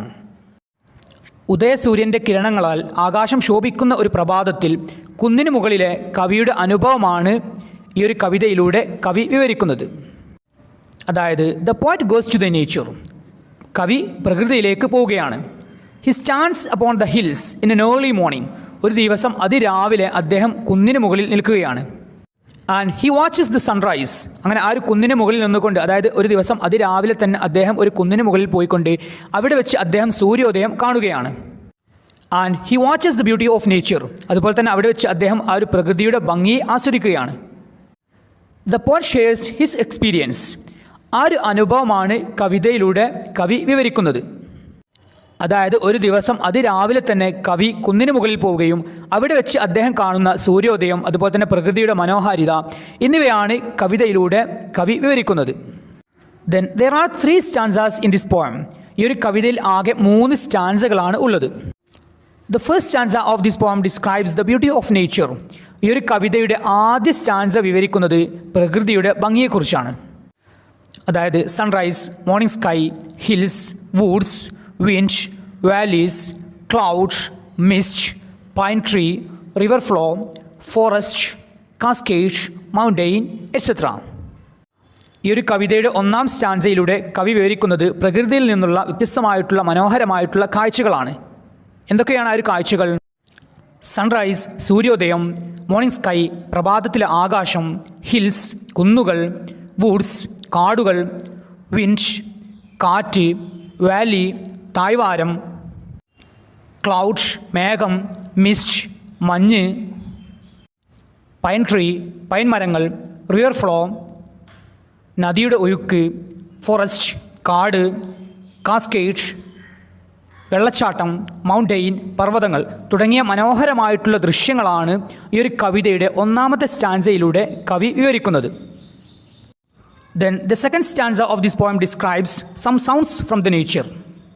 ഈ ഒരു കവിതയുടെ 2ാം സ്റ്റാൻസയിലൂടെ കവിത വിവരിക്കുന്നത് പ്രകൃതിയിൽ നിന്നുള്ള മനോഹരമായിട്ടുള്ള ചില ശബ്ദങ്ങളെയാണ്. Sound of waterfalls, sound of village bell, sound of wild horn etcetera. Sound of waterfalls, വെള്ളച്ചാട്ടത്തിൻ്റെ ശബ്ദം. സൗണ്ട് ഓഫ് വില്ലേജ് ബെൽ, ഗ്രാമത്തിലെ മണിനാദത്തിൻ്റെ ശബ്ദം. സൗണ്ട് ഓഫ് വൈൽഡ് ഹോൺ, മലമുഴക്കി വേയാമ്പലിൻ്റെ ശബ്ദം തുടങ്ങിയ മനോഹരമായിട്ടുള്ള ശബ്ദങ്ങളെക്കുറിച്ചാണ് ഈ ഒരു കവിതയുടെ 2ാമത്തെ സ്റ്റാൻസയിലൂടെ കവി വിവരിക്കുന്നത്. In the third stanza the poet advises us. ഈ ഒരു കവിതയുടെ 3ാമത്തെ സ്റ്റാൻസയിലൂടെ കവി നമ്മെ ഉപദേശിക്കുകയാണ്. എന്താണ് അദ്ദേഹത്തിൻ്റെ ഉപദേശം? The poet says that if we are tired and are troubled with problems and sorrows that we want to forget and if we want to read a book that will prevent our heart from losing hope and wake up our soul with optimism, we should go to the forest and hills. മറക്കാൻ ആഗ്രഹിക്കുന്ന പ്രശ്നങ്ങളും ദുഃഖങ്ങളും കാരണം നാം തളർന്നു പോയാൽ, അതുപോലെ തന്നെ ശുഭാപ്തി വിശ്വാസത്തോടെ നമ്മുടെ ആത്മാവിനെ ഉണർത്താൻ സാധിക്കുന്ന ഒരു പുസ്തകം നമുക്ക് വളരെ സമാധാനത്തോടു കൂടെ വായിക്കണമെന്നുണ്ടെങ്കിൽ നാം കാടുകളിലേക്കും കുന്നുകളിലേക്കും പോകണമെന്ന് കവി നമ്മോട് പറയുന്നു. അതായത് നമുക്ക് എന്തെങ്കിലും തരത്തിലുള്ള മാനസികമായിട്ടുള്ള എന്തെങ്കിലും പ്രയാസങ്ങളോ ബുദ്ധിമുട്ടുകളോ ഉണ്ടെങ്കിൽ, അതുപോലെ തന്നെ നമുക്ക് നല്ലൊരു പുസ്തകം വളരെ സമാധാന അന്തരീക്ഷത്തിലൂടെ വായിക്കണമെന്നുണ്ടെങ്കിൽ പ്രകൃതിയിലേക്ക് പോകണം എന്ന് കവി നമ്മോട് പറയുന്നു. അങ്ങനെ നാം പ്രകൃതിയിലേക്ക് പോയാലുള്ള ബെനിഫിറ്റ് എന്താണ്? He says, nature will relieve and cure all our worries and problems. നമ്മുടെ എല്ലാ ആശങ്കകൾക്കും പ്രശ്നങ്ങൾക്കും ആശ്വാസവും പരിഹാരവും പ്രകൃതി നൽകും എന്ന് കവി പറയുന്നു. Nature will give optimism. നമുക്ക് നല്ലൊരു ശുഭാപ്തി വിശ്വാസം പ്രകൃതി നൽകും. The sweet look of the nature is not dimmed by tears of any kind. ഏത് തരത്തിലുള്ള കണ്ണീരിനും പ്രകൃതിയുടെ മനോഹാരിതയെ കുറക്കാൻ സാധിക്കില്ല. അതായത് പ്രകൃതിയുടെ ഭംഗിയെ ഇല്ലാതാക്കാൻ സാധിക്കില്ല. അപ്പോൾ വളരെ ബ്രീഫായിട്ട് പറയുകയാണെങ്കിൽ ഈ ഒരു മൂന്നാമത്തെ സ്റ്റാൻസയിലൂടെ കവി പറയുന്നത്, people who want to forget their sorrows, sadness or want to read a book go to the nature. തങ്ങളുടെ സങ്കടങ്ങൾ മറക്കാൻ ആഗ്രഹിക്കുന്ന ആളുകളും അതുപോലെ തന്നെ ഒരു പുസ്തകം വളരെ സമാധാനത്തോടു കൂടെ വായിക്കാൻ ആഗ്രഹിക്കുന്ന ആളുകളും പ്രകൃതിയിലേക്ക് പോകണം എന്നാണ് കവി പറയുന്നത്. Nature will remove all our problems. നമ്മുടെ എല്ലാ പ്രശ്നങ്ങളെയും ഇല്ലാതാക്കാൻ പ്രകൃതിക്ക് സാധിക്കും. Nature has the power to remove all our problems. നമ്മുടെ എല്ലാ പ്രശ്നങ്ങളെയും ഇല്ലാതാക്കാനുള്ള ശക്തി പ്രകൃതിക്കുണ്ട്. So the message of this poem is very clear. ഈ ഒരു കവിതയുടെ സന്ദേശം വളരെ വ്യക്തമാണ്. എന്താണത്? Go to the nature to forget our sorrows and troubles. നമ്മുടെ സങ്കടങ്ങളെയും കഷ്ടപ്പാടുകളെയും മറക്കാൻ പ്രകൃതിയിലേക്ക് പോവുക എന്നതാണ് ഈ ഒരു കവിതയുടെ സന്ദേശം. A glorious sunrise can change life even the gloomiest person with hope and optimism. ശോഭനമായ വളരെ മനോഹരമായിട്ടുള്ള ഒരു സൂര്യോദയത്തിന് ജീവിതത്തിലെ എല്ലാ പ്രതീക്ഷകളും നഷ്ടപ്പെട്ട ഒരു മനുഷ്യന് മുന്നിൽ, ഒരാൾക്ക് മുമ്പിൽ അദ്ദേഹത്തിൻ്റെ ജീവിതത്തിലേക്ക് പ്രതീക്ഷകളും ശുഭാപ്തി വിശ്വാസവും കൊണ്ടുവരാൻ സാധിക്കും. ഓക്കെ പ്രിയപ്പെട്ട വിദ്യാർത്ഥികളെ, ഇത്രയും കാര്യങ്ങളാണ് സൺറൈസ് ഓൺ ദ ഹിൽസ് എന്ന കവിതയിലൂടെ നമുക്ക് മനസ്സിലാകുന്നത്. The poet H.W. Longfellow wants us to return to nature and enjoy its superb sights, melodies, sounds and movements. നമ്മോട് പ്രകൃതിയിലേക്ക് മടങ്ങാനും പ്രകൃതിയിൽ നിന്നുള്ള അതിമനോഹരമായിട്ടുള്ള കാഴ്ചകളും ശബ്ദങ്ങളും അതിൻ്റെ ചലനങ്ങളെയും ആസ്വദിക്കാനാണ് ഈ ഒരു കവിതയിലൂടെ H.W. Longfellow നമ്മോട് നിർദ്ദേശിക്കുന്നത്. ഓക്കെ പ്രിയപ്പെട്ട വിദ്യാർത്ഥികളെ, ഇനി നമുക്ക് ഈ ഒരു യൂണിറ്റിലെ 2ാം ചാപ്റ്ററായ ദ ട്രിപ്പ് ഓഫ് ലേഹോല എന്ന യാത്രാ വിവരണത്തിൻ്റെ വളരെ ചുരുങ്ങിയ രീതിയിലുള്ള സമ്മറി മനസ്സിലാക്കാൻ ശ്രമിക്കാം. ദ ട്രിപ്പ് ഓഫ് ലേഹോല, ലേഹോലയുടെ യാത്ര. The trip of Le Horla is a travelogue written by Guy de Maupassant. Guy de Maupassant എഴുതിയിട്ടുള്ള ഒരു യാത്രാ വിവരണമാണ് the trip of Le Horla. He was a popular French short story writer. അദ്ദേഹം അറിയപ്പെടുന്ന ഒരു French ചെറുകഥാകൃത്താണ്. The trip of Le Horla is about a thrilling balloon journey from Paris to Belgium. പാരീസിൽ നിന്ന് ബെൽജിയത്തിലേക്കുള്ള വളരെ ത്രില്ലിംഗ് ആയിട്ടുള്ള ഒരു ബലൂൺ ജേണിയെക്കുറിച്ചാണ് ദ ട്രിപ്പ് ഓഫ് ലേഹോല എന്ന ഈ ഒരു യാത്രാ വിവരണം പറയുന്നത്. The journey was in a hot air balloon called Le Horla. Le Horla എന്ന് പേരുള്ള ഒരു ഹോട്ട് എയർ ബലൂണിലൂടെയായിരുന്നു ആ ഒരു യാത്ര. അതായത് പാരീസിൽ നിന്ന് ബെൽജിയത്തിലേക്കുള്ള ആ ഒരു യാത്ര ഒരു ഹോട്ട് എയർ ബലൂണിലൂടെയായിരുന്നു. ആ ഒരു ബലൂണിൻ്റെ പേരാണ് ലേഹോല. There were 5 men in the journey. ആ ഒരു യാത്രയിൽ, ആ ഒരു ബലൂൺ യാത്രയിൽ ആകെ 5 ആളുകളായിരുന്നു ഉണ്ടായിരുന്നത്. The author Guy de Maupassant and his 4 friends were the travelers. എഴുത്തുകാരനായിട്ടുള്ള, അതായത് ട്രിപ്പ് ഓഫ് ലേഹോല എന്ന ഈ ഒരു യാത്രാ വിവരണം എഴുതിയിട്ടുള്ള ഗെയ് ഡെ മോപ്പസൻറ്റും അദ്ദേഹത്തിൻ്റെ 4 സുഹൃത്തുക്കളുമായിരുന്നു ആ ഒരു യാത്രയിൽ ഉണ്ടായിരുന്നത്. ആ ഒരു ബലൂൺ യാത്രയിൽ ഉണ്ടായിരുന്ന 5 യാത്രക്കാരെ നമുക്ക് പരിചയപ്പെടാം. Guy de Maupassant, Captain Joyce, Lieutenant Mallet, Etienne Beer and Paul Bessand were the passengers. എഴുത്തുകാരനായിട്ടുള്ള Guy de Maupassant, Captain Joyce, Lieutenant Mallet, Etienne Beer, Paul Bessand എന്നിവരായിരുന്നു ആ ഒരു ബലൂൺ യാത്രയിൽ ഉണ്ടായിരുന്ന 5 യാത്രക്കാർ. Captain Joyce was their leader. ആ ഒരു യാത്രക്ക് നേതൃത്വം കൊടുത്തത് ക്യാപ്റ്റൻ ജോയ്സ് ആയിരുന്നു. And the journey was from Paris to Belgium. പാരീസിൽ നിന്ന് ബെൽജിയത്തിലേക്കായിരുന്നു ആ ഒരു യാത്ര. ആ ഒരു ബലൂൺ യാത്ര പാരീസിൽ നിന്ന് ബെൽജിയത്തിലേക്കായിരുന്നു. The journey was from evening to the next morning. ഒരു ദിവസം വൈകുന്നേരം മുതൽ അടുത്ത ദിവസം രാവിലെ വരെയായിരുന്നു ആ ഒരു യാത്ര. It tells how interesting the earth looks when viewed from different angle from above the earth. ഭൂമിയെ വളരെ വ്യത്യസ്തമായിട്ടുള്ളൊരു ആംഗിളിലൂടെ ഭൂമിക്ക് മുകളിൽ വെച്ചിട്ട് കാണുന്ന ആ ഒരു ആകാശ ദൃശ്യത്തെക്കുറിച്ചും ഇത് വിവരിക്കുന്നുണ്ട്. They carried food, barometer, siren, trumpets, overcoats, raincoats, ballast, etc. അവർ അവരുടെ യാത്രയിൽ, അതായത് ആ ഒരു ബലൂൺ ജേണിയിൽ അവർ ക്യാരി ചെയ്തിട്ടുള്ള വസ്തുക്കളായിരുന്നു food, barometer, siren, trumpets, overcoats, rain coats, ballast എന്നീ വസ്തുക്കളായിരുന്നു അവർ ആ ഒരു യാത്രയിൽ കൊണ്ടുപോയത്. They started their journey from Belgian frontier La Villette in Paris. Belgian അതിർത്തിയിലുള്ള, അതായത് പാരീസിലുള്ള ലാവലിറ്റെ എന്ന സ്ഥലത്ത് വെച്ചായിരുന്നു അവരുടെ യാത്ര അവർ സ്റ്റാർട്ട് ചെയ്തത്, തുടങ്ങിയത്. The balloon flu over the Paris city. അങ്ങനെ ആ ഒരു ബലൂൺ യാത്ര തുടങ്ങിയ സമയത്ത് പാരീസ് സിറ്റിക്ക് മുകളിലൂടെ ആ ഒരു ബലൂൺ പറന്നു. The enjoyed the view of Paris city. അങ്ങനെ പാരീസ് സിറ്റിക്ക് മുകളിലൂടെ, പാരീസിന് മുകളിലൂടെ ആ ഒരു ബലൂൺ പറക്കുന്ന സമയത്ത് അതിൻ്റെ ആകാശ ദൃശ്യം, വളരെ മനോഹരമായിട്ടുള്ള ഒരു ദൃശ്യം അവർ വളരെ നന്നായിട്ട് ആസ്വദിച്ചു. The aerial view of Paris was very interesting. ആ ഒരു ആകാശക്കാഴ്ച, പാരീസ് ടൗണിൻ്റെ ആ ഒരു ആകാശക്കാഴ്ച വളരെ രസകരമായിരുന്നു. The balloon was rising through the air. അങ്ങനെ ആ ഒരു ബലൂൺ, ലഹോല എന്ന ആ ഒരു ഹോട്ട് എയർ ബലൂൺ അന്തരീക്ഷത്തിലൂടെ ഉയർന്ന് പറക്കുകയായിരുന്നു. They threw pieces of papers out of the basket now and then. അങ്ങനെ ആ ഒരു യാത്രക്കിടയിൽ, ലഹോല എന്ന ആ ഒരു ഹോട്ട് എയർ ബലൂണിൽ സഞ്ചരിക്കുന്നതിനിടയിൽ അവർ ഇടയ്ക്കിടെ പേപ്പർ കഷ്ണങ്ങൾ പുറത്തേക്ക് എറിയുന്നുണ്ടായിരുന്നു. എന്തിനു വേണ്ടിയിട്ടാണ് ആ ഒരു പേപ്പർ കഷ്ണങ്ങൾ അവർ പുറത്തേക്ക് എറിയുന്നത്? They understood whether they are rising or falling by throwing papers out of the basket to the air. അങ്ങനെ ആ ഒരു ബലൂൺ യാത്രക്കിടയിൽ ആ ഒരു ബലൂൺ, ഹോട്ട് എയർ ബലൂൺ താഴോട്ടാണോ അതല്ലെങ്കിൽ മുകളിലോട്ടാണോ പോകുന്നത് എന്ന് മനസ്സിലാക്കുന്നതിന് വേണ്ടിയിട്ടായിരുന്നു അവർ പുറത്തേക്ക്, ആ ഒരു ബലൂണിന് പുറത്തേക്ക് കടലാസ് കഷ്ണങ്ങൾ എറിഞ്ഞത്. എങ്ങനെയാണ് ബലൂണിന് പുറത്തേക്ക് പേപ്പർ കഷ്ണങ്ങൾ എറിയുന്ന സമയത്ത് അവർ മുകളിലോട്ടാണോ, ആ ഒരു ബലൂൺ മുകളിലോട്ടാണോ അതല്ലെങ്കിൽ താഴോട്ടാണോ പോകുന്നത് എന്ന് മനസ്സിലാക്കുക? If the papers go up it means they are falling. അങ്ങനെ അവർ പുറത്തേക്ക് എറിയുന്ന ആ ഒരു കടലാസ് കഷ്ണങ്ങൾ മുകളിലോട്ടാണ് പോകുന്നത് എങ്കിൽ ഇത് അർത്ഥമാക്കുന്നത് അവരുടെ ബലൂൺ താഴോട്ടാണ് പോകുന്നത് എന്നതാണ്. And if the papers fall down it means that the balloon is rising. അതേസമയം തന്നെ അവർ ബലൂണിന് പുറത്തേക്ക് എറിയുന്ന പേപ്പർ കഷ്ണങ്ങൾ താഴോട്ടാണ് പോകുന്നത് എങ്കിൽ അത് അർത്ഥമാക്കുന്നത് അവരുടെ ബലൂൺ മുകളിലോട്ടാണ് പോകുന്നത് എന്നതാണ്. The balloon was sometimes rising and sometimes descending. അങ്ങനെ ആ ഒരു ബലൂൺ യാത്രക്കിടയിൽ ബലൂൺ ചില സമയങ്ങളിൽ താഴുകയാണ്, അതുപോലെ തന്നെ ചില സമയങ്ങളിൽ ഉയരുകയുമായിരുന്നു. To rise the balloon and adjust the balance of the balloon, they threw ballast to the air. അങ്ങനെ ആ ഒരു ബലൂൺ ഉയരാനും അതുപോലെ തന്നെ ഒരു ബാലൻസ്ഡ് ആയിട്ട്, അതായത് സ്റ്റഡി ആയിട്ട് നിൽക്കാനും വേണ്ടിയിട്ട് അവർ പുറത്തേക്ക് ബോളസ്റ്റ് എറിയുന്നുണ്ടായിരുന്നു.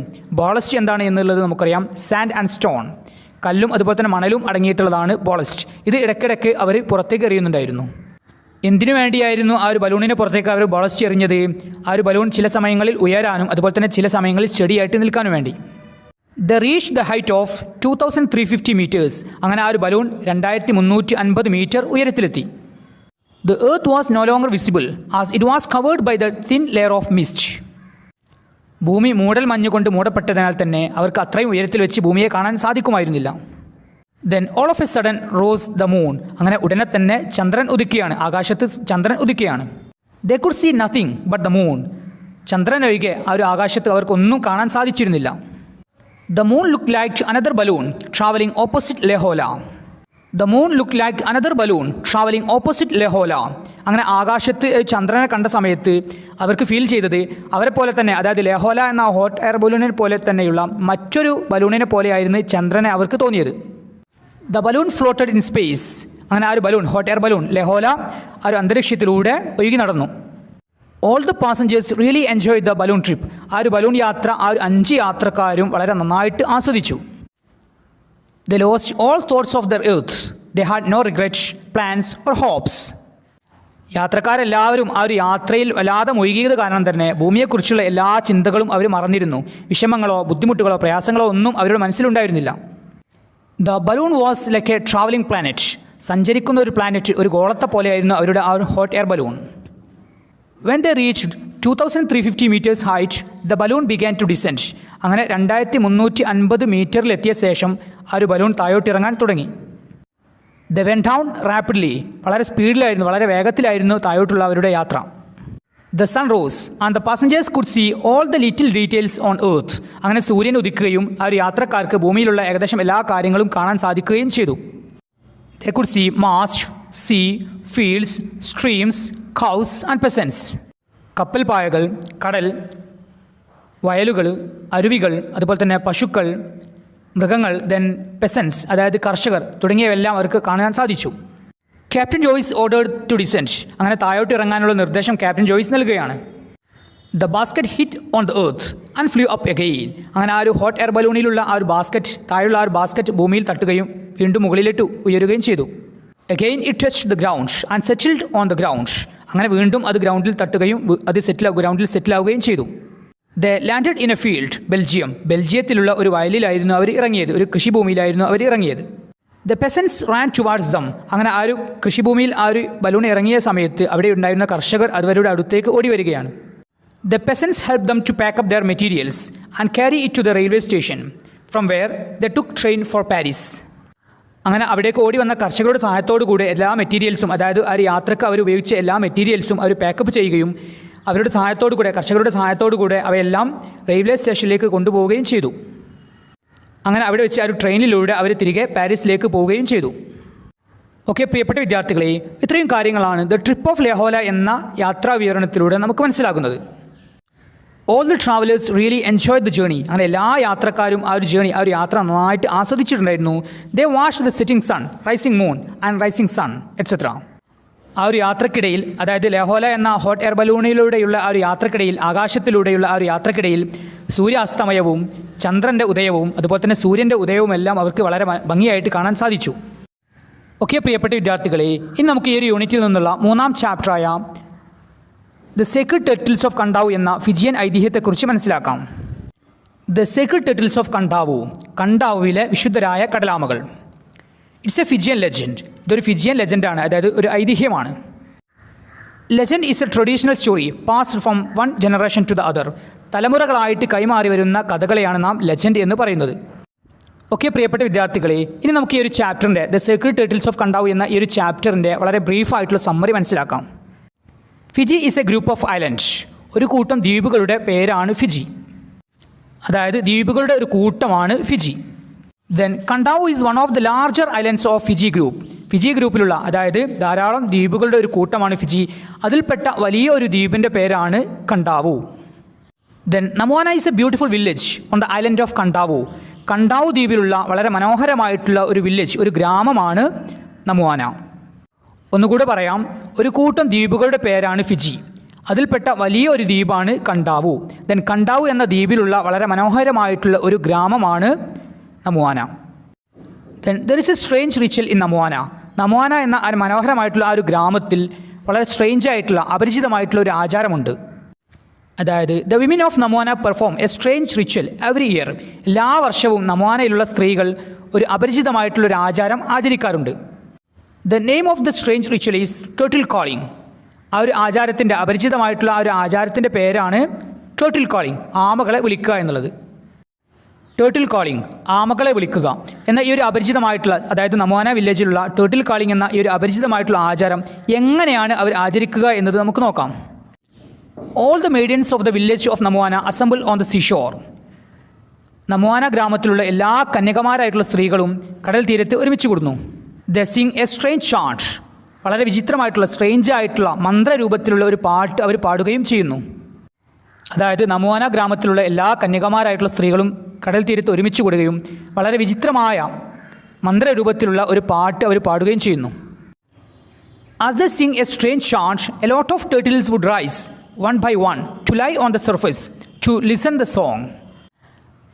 അങ്ങനെ ആ ഒരു കടൽ തീരത്ത് ഒരുമിച്ച് കൂടിയിട്ടുള്ള കന്യകമാരായിട്ടുള്ള സ്ത്രീകൾ വളരെ വിചിത്രമായിട്ടുള്ള മന്ത്രരൂപത്തിലുള്ള ഒരു പാട്ട് പാടുന്ന സമയത്ത് ആ ഒരു പാട്ട് കേൾക്കുന്നതിന് വേണ്ടിയിട്ട് കടലിലുള്ള കടലാമകൾ വെള്ളത്തിന് മുകളിലേക്ക് ഉയർന്നു വരികയാണ്. The turtles lie on the surface and listen to the maidens song. അങ്ങനെ ഉയർന്നു വന്ന ആ ഒരു കടലാമകൾ വെള്ളത്തിന് മുകളിൽ കിടക്കുകയും ആ ഒരു കന്യകമാരായിട്ടുള്ള സ്ത്രീകൾ പാടുന്ന ആ ഒരു വിചിത്രമായിട്ടുള്ള പാട്ട് ശ്രദ്ധിക്കുകയും ചെയ്യുന്നു. This is the strange ritual of Namuana. ഇതാണ് നമുവാനയിലെ വിചിത്രമായിട്ടുള്ള ആചാരം, ടേർട്ടിൽ കാളിംഗ് എന്ന ആ ഒരു വിചിത്രമായിട്ടുള്ള ആചാരം. അതായത് ഒരു ദിവസം നമുവാന ഗ്രാമത്തിലുള്ള എല്ലാ കന്യകമാരായിട്ടുള്ള സ്ത്രീകളും വിചിത്രമായിട്ടുള്ളൊരു പാട്ട് കടൽ തീരത്ത് വെച്ച് പാടുകയും അവരെ പാട്ട് കേൾക്കുന്നതിന് വേണ്ടിയിട്ട് കടലിൽ നിന്ന് വലിയ കടലാമകൾ ഉയർന്നു വരികയും ചെയ്യുന്നു. ഇതാണ് ടേർട്ടിൽ കാളിംഗ് എന്ന നമുവാനയിലെ വിചിത്രമായിട്ടുള്ള ആചാരം. And the water in this area is forbidden for fishing of turtles. ഈ ഒരു ഏരിയയിൽ, അതായത് ഈ ഒരു ആചാരം നടക്കുന്ന ഈ ഒരു സ്ഥലത്ത്, ഈ ഒരു കടൽ തീരത്ത് ആമകളെ പിടിക്കുന്നത് നിരോധിച്ചിട്ടുണ്ട്. Then there is an interesting side line to this performance. അവർ നടത്തുന്ന ഈ ഒരു ടേർട്ടിൽ കാളിംഗ് എന്ന, ആമകളെ വിളിക്കുക എന്ന ഒരു ആചാരത്തിൻ്റെ കൂടെ തന്നെ വളരെ രസകരമായിട്ടുള്ളൊരു സംഭവം കൂടെയുണ്ട്. അതെന്താണെന്ന് നോക്കാം. If any member of the neighboring village, Nabukkalevu, is present during the ritual, then the turtles will not rise to the surface of the water. Hence, the turtle calling will have to be abandoned. ഈ ഒരു ആചാരം നടക്കുന്ന സമയത്ത്, അതായത് turtle calling, ആമകളെ വിളിക്കുക എന്നുള്ള ഈ ഒരു ആചാരം നടക്കുന്ന സമയത്ത് അവരുടെ അടുത്ത ഗ്രാമമായിട്ടുള്ള നബുക്കലേവിൽ നിന്നുള്ള ആരെങ്കിലും ഇവിടെ പ്രസൻ്റ് ആണെങ്കിൽ, അവിടെ ഉണ്ട് എങ്കിൽ ആ ഒരു സമയത്ത് കടലാമകൾ ഉയർന്നു വരില്ല. അതുകൊണ്ട് തന്നെ ടേർട്ടിൽ കോളിംഗ് എന്ന ഒരു ആചാരം അവർ നിർത്തിവെക്കുകയും ചെയ്യും. Then there is a strange story behind this strange ritual. ഈ ഒരു വിചിത്രമായിട്ടുള്ള ആചാരത്തിന് പിന്നിലും അതുപോലെ തന്നെ ഈ ഒരു സംഭവത്തിന്, അതായത് അവരുടെ അടുത്ത ഗ്രാമമായിട്ടുള്ള നബുക്കലയിൽ നിന്നുള്ള ആളുകൾ ഇവിടെ പ്രസൻ്റ് ആവുന്ന സമയത്ത് ആമകൾ ഉയർന്നു വരാതിരിക്കാനുള്ള കാരണമായിട്ടും അതിന് പിന്നിൽ ഒരു കഥയുണ്ട്. അതായത് ഏതൊരു വിചിത്രമായിട്ടുള്ള ആചാരത്തിന് പിന്നിലും ഒരു കഥയുണ്ടാകാറുണ്ട്. അതുപോലെ തന്നെ ടേർട്ടിൽ കാളിംഗ്, ആമകളെ വിളിക്കുക എന്നുള്ള ഈ ഒരു വിചിത്രമായിട്ടുള്ള ആചാരത്തിന് പിന്നിലും ഒരു കഥയുണ്ട്. The turtle calling is based on that ancient legend. ആ ഒരു പുരാതനമായിട്ടുള്ള ഐതിഹ്യത്തിൻ്റെ അടിസ്ഥാനത്തിലാണ് ടേർട്ടിൽ കാളിംഗ് എന്ന ഈ ഒരു അപരിചിതമായിട്ടുള്ള ആചാരം അവർ ആചരിക്കുന്നത്. ടേർട്ടിൽ കാളിംഗ് എന്ന അപരിചിതമായിട്ടുള്ള ഈ ഒരു ആചാരത്തിന് പിന്നിലെ കഥ എന്താണ് എന്ന് നോക്കാം. Long ago there lived a princess named ടിനൈ കൊബോഗ. ടിനൈ കൊബോഗ എന്ന പേരുള്ള ഒരു രാജകുമാരി അവിടെ താമസിച്ചിരുന്നു, അവിടെ ഉണ്ടായിരുന്നു. ടിനൈ കൊബോഗ had a beautiful daughter, റൊഡാലിസ്. ടിനൈ കൊബോഗക്ക് റൊഡാലിസ് എന്ന പേരുള്ള ഒരു മകളുണ്ടായിരുന്നു. Tinaicoboga and her daughter Rodalis had a hobby.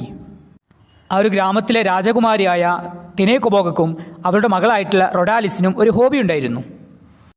എന്തായിരുന്നു അവരുടെ hobby? Their hobby was fishing. മീൻ പിടിക്കുക എന്നുള്ളതായിരുന്നു അവരുടെ ഹോബി. അതായത് they use to go for fishing on the reefs. കടലിലുള്ള പാറക്കെട്ടിന് മുകളിലൂടെ അവർ മീൻ പിടിക്കാൻ പോകാറുണ്ടായിരുന്നു. അങ്ങനെ one day they went for fishing further than usual. അങ്ങനെ ഒരു ദിവസം അവർ മീൻ പിടിക്കാൻ പോവുകയാണ്. സാധാരണ പോകാറുള്ളതിനേക്കാൾ ദൂരത്തേക്കായിരുന്നു അന്ന് അവർ മീൻ പിടിക്കാൻ പോയത്. While they were fishing, some cruel fishermen from the neighboring village, Nabukkalevu, came over there in a canoe.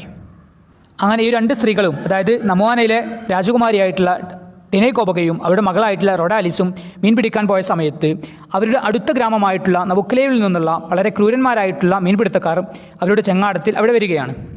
They saw the princess and her daughter. അങ്ങനെ നബുക്കലേവിൽ നിന്നുള്ള ക്രൂരന്മാരായിട്ടുള്ള ഒരു മീൻപിടുത്തക്കാർ രാജകുമാരിയെയും രാജകുമാരിയുടെ മകളെയും കാണുന്നു.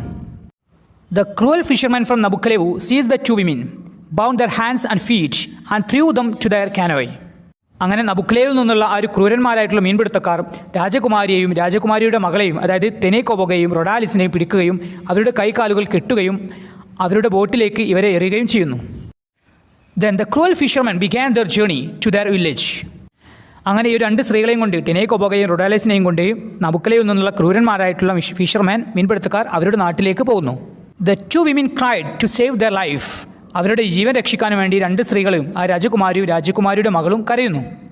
But the cruel fishermen didn't listen their request. എന്നാൽ ക്രൂരന്മാരായിട്ടുള്ള നബുക്കലേവിൽ നിന്നുള്ള ആ ഒരു ക്രൂരന്മാരായിട്ടുള്ള മീൻപിടുത്തക്കാർ അതൊന്നും ശ്രദ്ധിച്ചില്ല.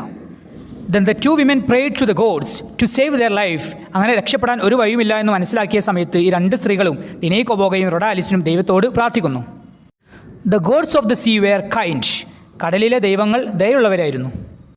The answer to the prayers of the two women. ഈ രണ്ട് സ്ത്രീകളുടെയും പ്രാർത്ഥനകൾക്ക് കടലിലെ ദൈവങ്ങൾ ഉത്തരം നൽകുന്നു.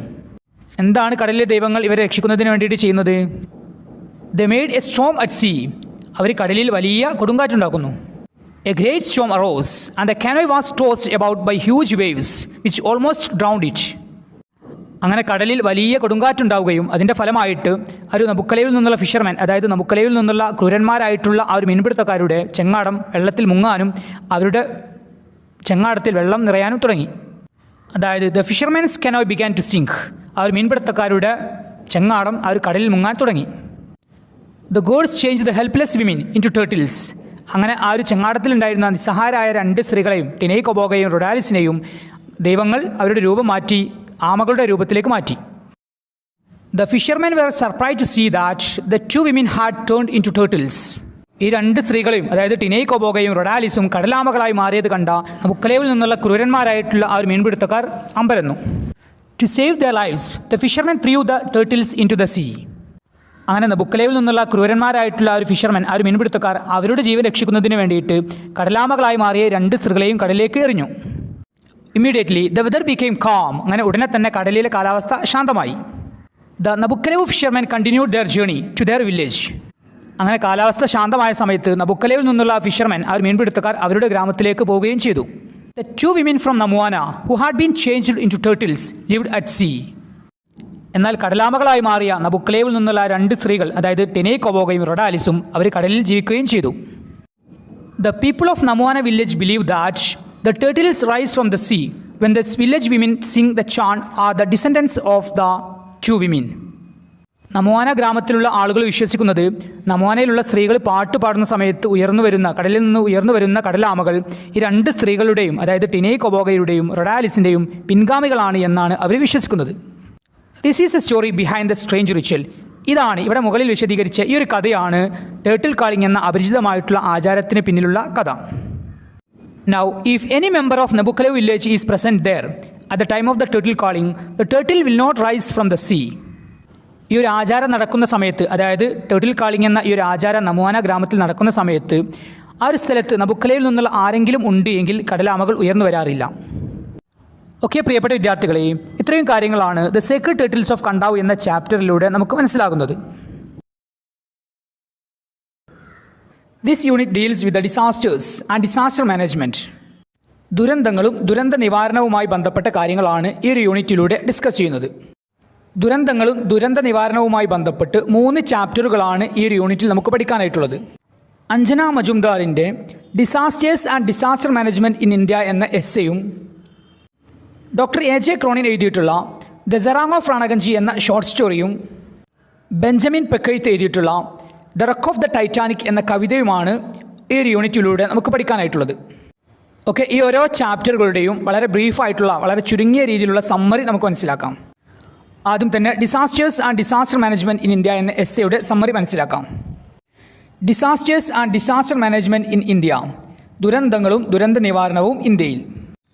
It's an essay written by Anjana Majumdar. Anjana Majumdar എഴുതിയിട്ടുള്ള എസ്സേയാണ് disasters and disaster management in India. It describes various aspects of disasters. ദുരന്തങ്ങളുടെ വിവിധ വശങ്ങളാണ് ഈ ഒരു എസ്സേയിലൂടെ വിശദീകരിക്കുന്നത്. ഈ ഒരു ചാപ്റ്ററിലൂടെ വിശദീകരിക്കുന്ന കാര്യങ്ങളാണ് disasters in the global context, ആഗോള പശ്ചാത്തലത്തിലുള്ള ദുരന്തങ്ങൾ. Then disasters in the Indian context, Indian സാഹചര്യത്തിലുള്ള ദുരന്തങ്ങൾ. Then the regions affected by disasters, ദുരന്തങ്ങൾ ബാധിക്കുന്ന പ്രദേശങ്ങൾ. Then the major disasters happen in the world and in the country, ലോകത്തും അതുപോലെ തന്നെ നമ്മുടെ രാജ്യത്തും സംഭവിച്ചിട്ടുള്ള വ്യത്യസ്തമായ ദുരന്തങ്ങൾ. ദെൻ ഇമ്പാക്ട്സ് ഓഫ് ഡിസാസ്റ്റേഴ്സ്, ദുരന്തങ്ങളുടെ ആഘാതങ്ങൾ. Then management of disasters in India, ഇന്ത്യയിലെ ദുരന്ത നിവാരണം. ഇത്രയും കാര്യങ്ങളാണ് the disasters and disaster management in India എന്ന എസ്സേയിലൂടെ ഡിസ്കസ് ചെയ്യുന്നത്. ഓക്കെ, ഇനി നമുക്ക് ഈ ഒരു ചാപ്റ്ററിൻ്റെ സമ്മറി മനസ്സിലാക്കാം. Disaster is an unexpected tragedy. അപ്രതീക്ഷിതമായിട്ട് സംഭവിക്കുന്ന ഒരു ട്രാജഡി, ഒരു ദുരന്തമാണ് disaster. It's a common phenomenon for humanity. മനുഷ്യരാശിക്ക് തന്നെ ഇതൊരു സർവ്വസാധാരണമായിട്ടുള്ള ഒരു പ്രതിഭാസമാണ്. അതായത് സാധാരണയായിട്ട് സംഭവിക്കുന്ന ഒരു പ്രതിഭാസമാണ് ഡിസാസ്റ്റർ, ദുരന്തം. Nowadays disasters have increased in frequency and intensity. ഇക്കാലത്ത് ദുരന്തങ്ങളുടെ തീവ്രതയും ആവർത്തനവും വർദ്ധിച്ചിട്ടുണ്ട്. Some of the common disasters are flood, cyclone, earth, landslide, drought, forest fire, accident, plane crashes, storm, war, riot etcetera. സാധാരണയായിട്ട് സംഭവിക്കുന്ന ചില ദുരന്തങ്ങളാണ് ഫ്ലഡ്, വെള്ളപ്പൊക്കം, സൈക്ലോൺ, ചുഴലിക്കാറ്റ്, എർത്ത്, ഭൂമികുലുക്കം, ലാൻഡ്സ്ലൈഡ്, മണ്ണിടിച്ചിൽ, ദെൻ ഡ്രൗട്ട്, വരൾച്ച, ഫോറസ്റ്റ് ഫയേഴ്സ്, കാട്ടുതീ, ആക്സിഡൻറ്റ്, അപകടങ്ങൾ, പ്ലെയിൻ ക്രാഷസ്, വിമാന അപകടങ്ങൾ, സ്റ്റോം, കൊടുങ്കാറ്റ്, വാർ, യുദ്ധം, റയറ്റ്, കലാപം. നമ്മുടെ ലോകത്ത് സർവ്വസാധാരണമായിട്ട് സംഭവിക്കുന്ന ദുരന്തങ്ങളാണിവ. Then there are 2 types of disasters, natural disasters and man-made disasters. 2 തരത്തിലുള്ള ദുരന്തങ്ങളാണുള്ളത്. അതായത് ദുരന്തങ്ങളെ നമുക്ക് 2ആയി തരംതിരിക്കാം. നാച്ചുറൽ ഡിസാസ്റ്റേഴ്സ്, പ്രകൃതി ദുരന്തങ്ങൾ. ദെൻ man-made disasters, മനുഷ്യനിർമ്മിത ദുരന്തങ്ങൾ. Some of the common natural disasters are flood, cyclone, earthquake, landslide, drought, forest fires, tornado, hurricane, storm, etc. സാധാരണയായിട്ട് സംഭവിക്കാറുള്ള പ്രകൃതി ദുരന്തങ്ങളാണ് flood, വെള്ളപ്പൊക്കം, സൈക്ലോൺ, ചുഴലിക്കാറ്റ്, എർത്ത്, ഭൂകമ്പം, ലാൻഡ്സ്ലൈഡ്, ഉരുൾപൊട്ടൽ, ഡ്രൗട്ട്, വരൾച്ച, ഫോറസ്റ്റ് ഫയേഴ്സ്, കാട്ടുതീ, ടൊർണേഡോ, ഹരിക്കെയിൻ, സ്റ്റോം, കൊടുങ്കാറ്റ് എന്നിവ. ടൊർണേഡോ അതുപോലെ തന്നെ ഹരിക്കെയിൻ എന്നിവ വ്യത്യസ്ത തരത്തിലുള്ള ചുഴലിക്കാറ്റുകളും അതുപോലെ തന്നെ കൊടുങ്കാറ്റുകളുമാണ്. അപ്പോൾ ഇത്രയും ദുരന്തങ്ങളാണ് പ്രകൃതി ദുരന്തങ്ങളായിട്ട് സാധാരണ സംഭവിക്കാറുള്ളത്. Then flood is the most common disaster. ഈ ഒരു ദുരന്തങ്ങളിൽ, പ്രകൃതി ദുരന്തങ്ങളിൽ വെള്ളപ്പൊക്കമാണ് സർവ്വസാധാരണമായിട്ട് സംഭവിക്കാറുള്ള ഒരു ദുരന്തം. And drought is the deadliest disaster. അതുപോലെ തന്നെ വരൾച്ചയാണ് ഏറ്റവും മാരകമായിട്ടുള്ള ഒരു ദുരന്തം. The 48% of deaths are due to natural disasters. ഇന്ന് ലോകത്ത് നടക്കുന്ന മരണങ്ങളിൽ 48% സംഭവിക്കുന്നത് പ്രകൃതി ദുരന്തങ്ങളിൽ നിന്നാണ്. Then war, riot, accidents are the man made disasters. യുദ്ധം, കലാപങ്ങൾ, അതുപോലെ തന്നെ അപകടങ്ങൾ എന്നിവ മനുഷ്യനിർമ്മിത ദുരന്തങ്ങളാണ്. Poor sections of the society are most affected in a disaster. ഒരു ദുരന്തം സംഭവിക്കുന്ന സമയത്ത് സമൂഹത്തിലെ ഏറ്റവും ദരിദ്ര വിഭാഗങ്ങളെയാണ് അത് ഏറ്റവും കൂടുതൽ ബാധിക്കുന്നത്. Thousands of people die each year due to disasters. ദുരന്തങ്ങൾ കാരണം ഓരോ വർഷവും ആയിരക്കണക്കിന് ആളുകൾ മരിക്കുന്നുണ്ട്. Disasters cause death, damage and destruction. ദുരന്തങ്ങൾ മരണത്തിനും നാശത്തിനും അതുപോലെ തന്നെ കേടുപാടുകൾക്കും കാരണമാകുന്നു. Disasters affect both developed and developing countries. വികസിത രാജ്യങ്ങളെയും അതുപോലെ തന്നെ വികസ്വര രാജ്യങ്ങളെയും ദുരന്തങ്ങൾ ബാധിക്കുന്നുണ്ട്. Under developed countries are more vulnerable to disasters. വികസ്വര രാജ്യങ്ങളാണ് ഏറ്റവും കൂടുതൽ ദുരന്തങ്ങൾക്ക് ഇരയാകുന്നത്. India is highly prone to disasters. ദുരന്തങ്ങൾക്ക് ഏറെ സാധ്യതയുള്ള ഒരു രാജ്യമാണ് India. The main reasons are its geographical location and geological formation, long coast line, snow clad peaks, high mountain ranges, perennial rivers, over population etcetera. ഇന്ത്യയിൽ ദുരന്തങ്ങൾ സംഭവിക്കാൻ സാധ്യത കൂട്ടുന്ന ഘടകങ്ങളാണ് geographical location and geological formation, ഇന്ത്യയുടെ ഭൂമിശാസ്ത്രപരമായിട്ടുള്ള കാര്യങ്ങൾ, ദെൻ ലോങ് കോസ്റ്റ് ലൈൻ, നീണ്ട തീരപ്രദേശം, ദെൻ സ്നോ ക്ലാഡ് പീക്സ്, മഞ്ഞു മൂടിയ കൊടുമുടികൾ, ദെൻ ഹൈ മൗണ്ടെയിൻ റേഞ്ചസ്, ഉയർന്ന മലനിരകൾ, ദെൻ പെരനിയൽ റിവേഴ്സ്, നിറഞ്ഞു കവിഞ്ഞൊഴുകുന്ന നദികൾ, ദെൻ ഓവർ പോപ്പുലേഷൻ, ജനസംഖ്യാ വർധനവ്. ഇത്രയും കാരണങ്ങൾ കൊണ്ട് തന്നെ ഇന്ത്യയിൽ ദുരന്തങ്ങൾ സംഭവിക്കാൻ ഏറെ സാധ്യതയുണ്ട്. Over population causes the exploitation of resources and it influences the natural disasters a lot.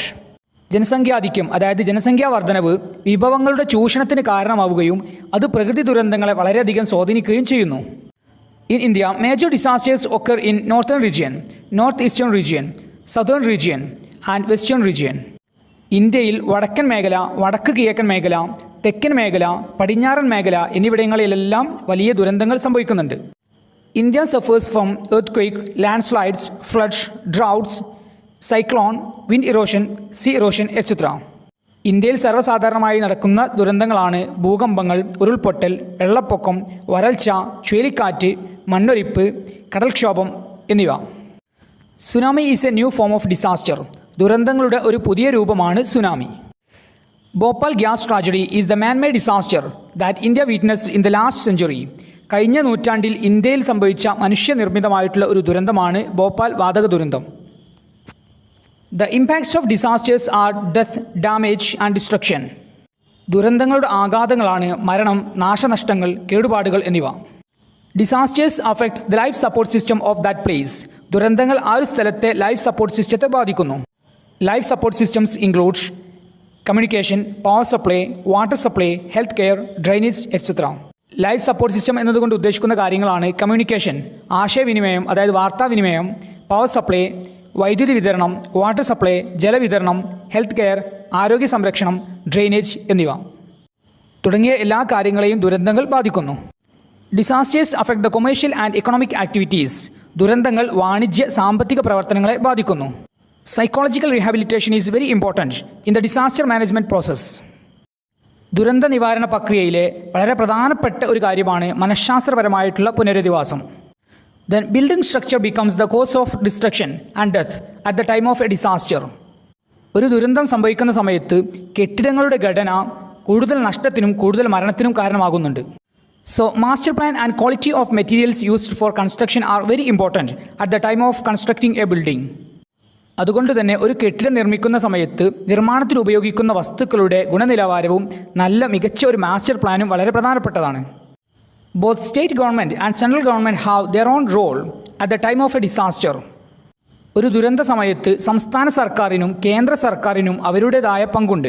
State government has the main role and the central government has the facilitating role. ഒരു ദുരന്തം സംഭവിക്കുന്ന സമയത്ത് സംസ്ഥാന സർക്കാരിനാണ് പ്രധാനപ്പെട്ട പങ്കുള്ളത്. അതുപോലെ തന്നെ അവരെ സഹായിക്കുന്ന പങ്കാണ് കേന്ദ്ര സർക്കാരിനുള്ളത്. Central government provides necessary support to the state government. സംസ്ഥാന സർക്കാരിന് ആവശ്യമായിട്ടുള്ള പിന്തുണ കേന്ദ്ര സർക്കാർ നൽകുന്നു.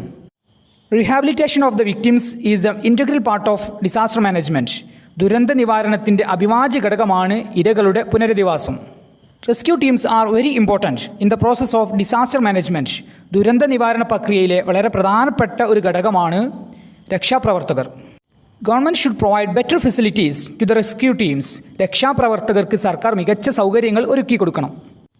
Then the purpose of disaster management is not to prevent the disasters but to decrease the effect of disasters. ദുരന്ത നിവാരണത്തിൻ്റെ ലക്ഷ്യം ദുരന്തങ്ങളെ തടയുക എന്നതല്ല, എന്നാൽ ദുരന്തങ്ങളുടെ ആഘാതം കുറയ്ക്കുക എന്നുള്ളതാണ്. ഓക്കെ പ്രിയപ്പെട്ട വിദ്യാർത്ഥികളെ, ഇത്രയും കാര്യങ്ങളാണ് വളരെ ബ്രീഫായിട്ട് പറയുകയാണെങ്കിൽ disasters and disaster management in India എന്ന എസ്സേയിലൂടെ നമുക്ക് മനസ്സിലാകുന്നത്. ദെൻ ഇനി നമുക്ക് ഈ ഒരു യൂണിറ്റിലെ 2ാം ചാപ്റ്ററായ ദ സെറാങ് ഓഫ് രണഗഞ്ചി എന്ന കഥയുടെ സമ്മറി മനസ്സിലാക്കാം. ദ സെറാങ് ഓഫ് രണഗഞ്ചി, രണഗഞ്ചിയിലെ സ്രാങ്. സെറാങ് മീൻസ് കപ്പലിലെ ഒരു ജോലിക്കാരൻ. The serang of Ranganji is a story written by doctor A J. Cronin. Doctor A J. Cronin എഴുതിയിട്ടുള്ള ഒരു കഥയാണ് the serang of Ranganji. It's a story about a voyage. ഒരു കടൽ യാത്രയെക്കുറിച്ചാണ് ഈ ഒരു കഥ. വോയേജ് മീൻസ് സീ ജേണി, കടൽ യാത്ര. The voyage was from Liverpool to Calcutta. ലിവർപൂളിൽ നിന്ന് കൽക്കട്ട വരെയായിരുന്നു ആ ഒരു കടൽ യാത്ര. The name of the ship was Ranganji. Ranganji എന്നായിരുന്നു കപ്പലിൻ്റെ പേര്. അതായത് ലിവർപൂളിൽ നിന്ന് കൽക്കട്ട വരെയുള്ള ഒരു കടൽ യാത്രയെക്കുറിച്ചാണ് ഈ ഒരു കഥ. രണഗഞ്ചി എന്ന ഷിപ്പിലായിരുന്നു ആ ഒരു യാത്ര, ആ ഒരു കടൽ യാത്ര. The story tells how the author and the hero of the story manage A potential calamity. എഴുത്തുകാരനും ഈ ഒരു കഥയിലെ നായകനും ഒരു ദുരന്തത്തെ എങ്ങനെയാണ് കൈകാര്യം ചെയ്യുന്നത് എന്നതാണ് ഈ ഒരു കഥ നമ്മോട് പറയുന്നത്. Then there are 4 characters in the story. ഈ ഒരു കഥയിൽ 4 കഥാപാത്രങ്ങളാണ് ഉള്ളത്. The characters in the story are doctor A J. Cronin, Hassan, Mat Job Smith and captain Hample. ഇത്രയും 4 കഥാപാത്രങ്ങളാണ് ഈ ഒരു കഥയിലുള്ളത്. ഇനി നമുക്ക് ഈ ഓരോ കഥാപാത്രങ്ങളെയും വിശദമായിട്ട് മനസ്സിലാക്കാം. Doctor A J. Cronin, he's a narrator of the story. Doctor A J. Cronin ആണ് ഈ ഒരു കഥ വിവരിക്കുന്നത്. He is a physician of the ship Ranganji. Ranganji എന്ന കപ്പലിലെ ഫിസിഷ്യൻ, അതായത് ഡോക്ടറാണ് അദ്ദേഹം. The next character Hassan. Hassan is the main character in the story. ഈ ഒരു കഥയിലെ പ്രധാന കഥാപാത്രമാണ് ഹസൻ, അതായത് he is the hero of the story. ഈ ഒരു കഥയിലെ നായകനാണ് അദ്ദേഹം, Hassan. He was A serang of the ship Ranganji. Ranganji എന്ന കപ്പലിലെ സ്രാങ്കാണ് അദ്ദേഹം, അതായത് കപ്പലിലെ ഒരു ജോലിക്കാരനാണ് Hassan. He was an Indian serang. ഇന്ത്യക്കാരനായ കപ്പലിലെ ഒരു ജോലിക്കാരനായിരുന്നു അദ്ദേഹം. He was an ugly man. വിരൂപനായിട്ടുള്ള ഒരു മനുഷ്യനായിരുന്നു Hassan. He was a squat, ugly native seaman with short legs and large disproportionate head. ഉയരം കുറഞ്ഞ് തടിച്ച ഒരു വിരൂപനായിരുന്നു അദ്ദേഹം. ചെറിയ കാലുകളും അതേസമയം തന്നെ വലിയ തലയുമായിരുന്നു അദ്ദേഹത്തിനുണ്ടായിരുന്നത്. But he was courageous and serviceable and sincere man. എന്നാൽ അദ്ദേഹം ധീരനും സേവനമനസ്കനും ആത്മാർത്ഥതയുള്ളവനുമായിരുന്നു. ഓക്കെ, ഇത്രയും കാര്യങ്ങൾ ഹസനെക്കുറിച്ച് മനസ്സിലാക്കുക. The next character Mat Job Smith. Mat Job Smith was the first class passenger on the Ranganji. Ranganji എന്ന ഒരു ഷിപ്പിലെ ഫസ്റ്റ് ക്ലാസ് യാത്രക്കാരിയായിരുന്നു Mat Job Smith. She was the chief among the social promoter. കപ്പലിലെ ഉല്ലാസ പരിപാടികൾക്കെല്ലാം നേതൃത്വം കൊടുക്കുന്ന ഒരു വ്യക്തിയായിരുന്നു Mat Job Smith. She was a boasting person. അവൾ ഒരു പൊങ്ങച്ചക്കാരിയായിരുന്നു. And she was over 30. 30 വയസ്സിന് മുകളിലായിരുന്നു അവരുടെ പ്രായം. The next character captain Hample. Captain Hample was the captain of the ship Ranganji. Ranganji എന്ന കപ്പലിലെ ക്യാപ്റ്റൻ ആയിരുന്നു ക്യാപ്റ്റൻ ഹാമ്പിൾ. ഓക്കെ, ഇത്രയും 4 കഥാപാത്രങ്ങളാണ് ഈ ഒരു കഥയിലുള്ളത്. ഇനി നമുക്ക് ഈ ഒരു കഥയുടെ സമ്മറി മനസ്സിലാക്കാം. The ship Ranganji was about to sail from Liverpool to Calcutta. Ranganji എന്ന കപ്പൽ ലിവർപൂളിൽ നിന്ന് കൽക്കട്ടയിലേക്ക് പോകാനൊരുങ്ങുകയായിരുന്നു. When the story begins we hear the bad comments made by Mat Job Smith. ഈ ഒരു കഥ ആരംഭിക്കുന്ന സമയത്ത് തന്നെ നാം കേൾക്കുന്നത് മാറ്റ് ജോബ് സ്മിത്ത് നടത്തുന്ന മോശം പരാമർശങ്ങളാണ്. She makes an insulting remark about the ugly look of Hassan. അവൾ ഹസൻ്റെ വിരൂപതയെക്കുറിച്ച് മോശം പരാമർശങ്ങൾ നടത്തുകയായിരുന്നു. She says that the crew is an absurdly comic creature. അവൾ ഹസനെക്കുറിച്ച് പറയുന്നത് അതൊരു കോമാളിയായ ജീവിയാണ് എന്നാണ് ഹസനെക്കുറിച്ച് അവൾ പറയുന്നത്. Then the narrator of the story doctor A J. Cronin hears her comments. ഈ ഒരു കഥയുടെ തുടക്കത്തിൽ തന്നെ മാറ്റ് ജോബ് സ്മിത്ത് നടത്തുന്ന ആ ഒരു മോശം പരാമർശങ്ങൾ ഈ ഒരു കഥയിലെ എഴുത്തുകാരനായിട്ടുള്ള ഡോക്ടർ AJ ക്രോണിൻ കേൾക്കുന്നുണ്ട്. Then Ranganji started its journey from Liverpool. അങ്ങനെ റാണഗഞ്ചി അതിൻ്റെ യാത്ര ലിവർപൂളിൽ നിന്ന് തുടങ്ങി. On the second day of the journey doctor AJ Cronin was in his consultation room. അങ്ങനെ ആ ഒരു യാത്രയുടെ രണ്ടാമത്തെ ദിവസത്തിൽ ഡോക്ടർ AJ ക്രോണിൻ അദ്ദേഹത്തിൻ്റെ കൺസൾട്ടേഷൻ റൂമിലായിരുന്നു, അതായത് അദ്ദേഹത്തിൻ്റെ പരിശോധനാ മുറിയിലായിരുന്നു. Then Hassan brought 2 of the crew to the consulting room. അങ്ങനെ അദ്ദേഹത്തിൻ്റെ പരിശോധനാ മുറിയിലേക്ക് ഹസൻ 2 കപ്പൽ ജോലിക്കാരെ കൊണ്ടുവന്നു. ദേ വെർ ഇൽ. ഈ 2 കപ്പൽ ജോലിക്കാരും രോഗികളായിരുന്നു. They were suffering from severe headache and racking bone pain. കഠിനമായിട്ടുള്ള തലവേദനയും അതുപോലെ തന്നെ ശരീരവേദനയും അവർക്കുണ്ടായിരുന്നു. And there were little noodles on their body. അതുപോലെ തന്നെ അവരുടെ ശരീരത്തിൽ ചെറിയ കുരുക്കളും ഉണ്ടായിരുന്നു. അങ്ങനെ on suspecting the patients Cronin felt that it was the symptom of small pox. അങ്ങനെ ഹസൻ കൊണ്ടുവന്ന ഈ 2 കപ്പൽ ജോലിക്കാരെയും പരിശോധിച്ച ശേഷം ഡോക്ടർക്ക് മനസ്സിലാവുകയാണ് ഇതെന്താണ്, വസൂരി എന്ന അസുഖത്തിൻ്റെ ലക്ഷണങ്ങളാണ്. അതായത് ഈ 2 കപ്പൽ ജോലിക്കാർക്കും വസൂരിയായിരുന്നു. ദെൻ ഇനി വസൂരി എന്ന അസുഖത്തെക്കുറിച്ച് പറയുകയാണെങ്കിൽ small pox is highly contagious and deadly disease. Small pox എന്നത് പെട്ടെന്ന് പകരുന്നതും അതുപോലെ തന്നെ മാരകമായിട്ടുള്ള ഒരു അസുഖമാണ്. ദെൻ ഇനി ഡോക്ടർ AJ ക്രോണിനെ കുറിച്ച് പറയുകയാണെങ്കിൽ doctor AJ Cronin was young and inexperienced in his profession. Doctor AJ Cronin യുവാവും അതുപോലെ തന്നെ അദ്ദേഹത്തിൻ്റെ തൊഴിലിൽ, അതായത് ഡോക്ടർ എന്ന അദ്ദേഹത്തിൻ്റെ ആ ഒരു തൊഴിലിൽ അദ്ദേഹം അനുഭവം കുറഞ്ഞ ആളുമായിരുന്നു. And they were in the middle of the Arabian sea. ഇനി അവരുടെ കപ്പലാണെങ്കിൽ റാണഗഞ്ചി എന്ന കപ്പലാണെങ്കിൽ അറബിക്കടലിലുമായിരുന്നു. There were 1500 passengers in the ship. കപ്പലിലാണെങ്കിൽ ഏകദേശം 1500ഓളം യാത്രക്കാരും ഉണ്ടായിരുന്നു. And there was no space in the ship to isolate the patients. ഈ രോഗം വന്ന രോഗികളെ ഐസൊലേറ്റ് ചെയ്യാനുള്ള ഒരു സ്പേസും കപ്പലിൽ ഉണ്ടായിരുന്നില്ല. ഇത്രയും വലിയ ഒരു ബുദ്ധിമുട്ട് ആ ഒരു കപ്പൽ യാത്രയ്ക്കിടെ, ആ ഒരു കടൽ യാത്രയ്ക്കിടെ അവർ അനുഭവിക്കുകയാണ്. അതായത് ലിവർപൂളിൽ നിന്ന് കൽക്കട്ട വരെയുള്ള ഒരു കപ്പൽ യാത്രയ്ക്കിടയിൽ, റാണഗഞ്ചി എന്ന കപ്പൽ യാത്രയ്ക്കിടയിൽ കപ്പലിലുണ്ടായിരുന്ന 2 ജോലിക്കാർക്ക് വസൂരി എന്ന മാരകമായിട്ടുള്ള പെട്ടെന്ന് പകരുന്ന ഒരു അസുഖം പിടിപെടുകയാണ്. കപ്പലിലാകെ 1500ഓളം യാത്രക്കാരുണ്ടായിരുന്നു. അതുപോലെ തന്നെ അവർ ആ ഒരു യാത്രയ്ക്കിടയിൽ അറബിക്കടലിൻ്റെ ഒത്ത നടുക്കുമായിരുന്നു. കപ്പലിലാണെങ്കിൽ ഈ ഒരു രോഗികളെ ഐസൊലേറ്റ് ചെയ്യാനുള്ള ഒരു സ്പേസും ഉണ്ടായിരുന്നില്ല. ദെൻ സ്മാൾ പോക്സ്, വസൂരി എന്ന അസുഖത്തെക്കുറിച്ച് പറയുകയാണെങ്കിൽ പെട്ടെന്ന് പകരുന്ന ഒരു പകർച്ചവ്യാധിയായിരുന്നു വസൂരി. അതുപോലെ തന്നെ മാരകമായിട്ടുള്ള ഒരു അസുഖവുമാണ് വസൂരി. ദെൻ ഇനി കപ്പലിലെ ഡോക്ടറായിരുന്ന ഡോക്ടർ AJ ക്രോണിനെ കുറിച്ച് പറയുകയാണെങ്കിൽ അദ്ദേഹത്തിൻ്റെ ജോലിയിൽ, ഡോക്ടർ എന്ന ഒരു ജോലിയിൽ അദ്ദേഹം അനുഭവം കുറഞ്ഞ ഒരാളുമായിരുന്നു. Then Hassan erected a shelter in the back part of the ship to isolate the patients. അങ്ങനെ വസൂരി പിടിപെട്ട ഈ 2 രോഗികളെ ഐസൊലേറ്റ് ചെയ്യാൻ വേണ്ടി ഹസൻ കപ്പലിൻ്റെ ബാക്ക് ഭാഗത്ത് ഒരു ഷെൽട്ടർ, ഒരു കൂടാരം തയ്യാറാക്കി. അങ്ങനെ doctor AJ Cronin and Hassan cared the patients. ഈ രോഗികളെ ഹസനും ഡോക്ടർ AJ ക്രോണിനും പരിചരിച്ചു. They were 14 patients in the ship within 2 days. അങ്ങനെ 2 ദിവസമായപ്പോഴേക്ക് കപ്പലിലെ രോഗികളുടെ എണ്ണം 14 ആയിരുന്നു. Hasan was not afraid to mingle with the patients. അങ്ങനെ രോഗികളുമായിട്ട്, സ്മാൾ പോക്സ്, വസൂരി എന്ന മാരകമായിട്ടുള്ള അസുഖം പിടിപെട്ട രോഗികളുമായിട്ട് ഇടപഴകാൻ ഹസന് പേടിയൊന്നും ഉണ്ടായിരുന്നില്ല.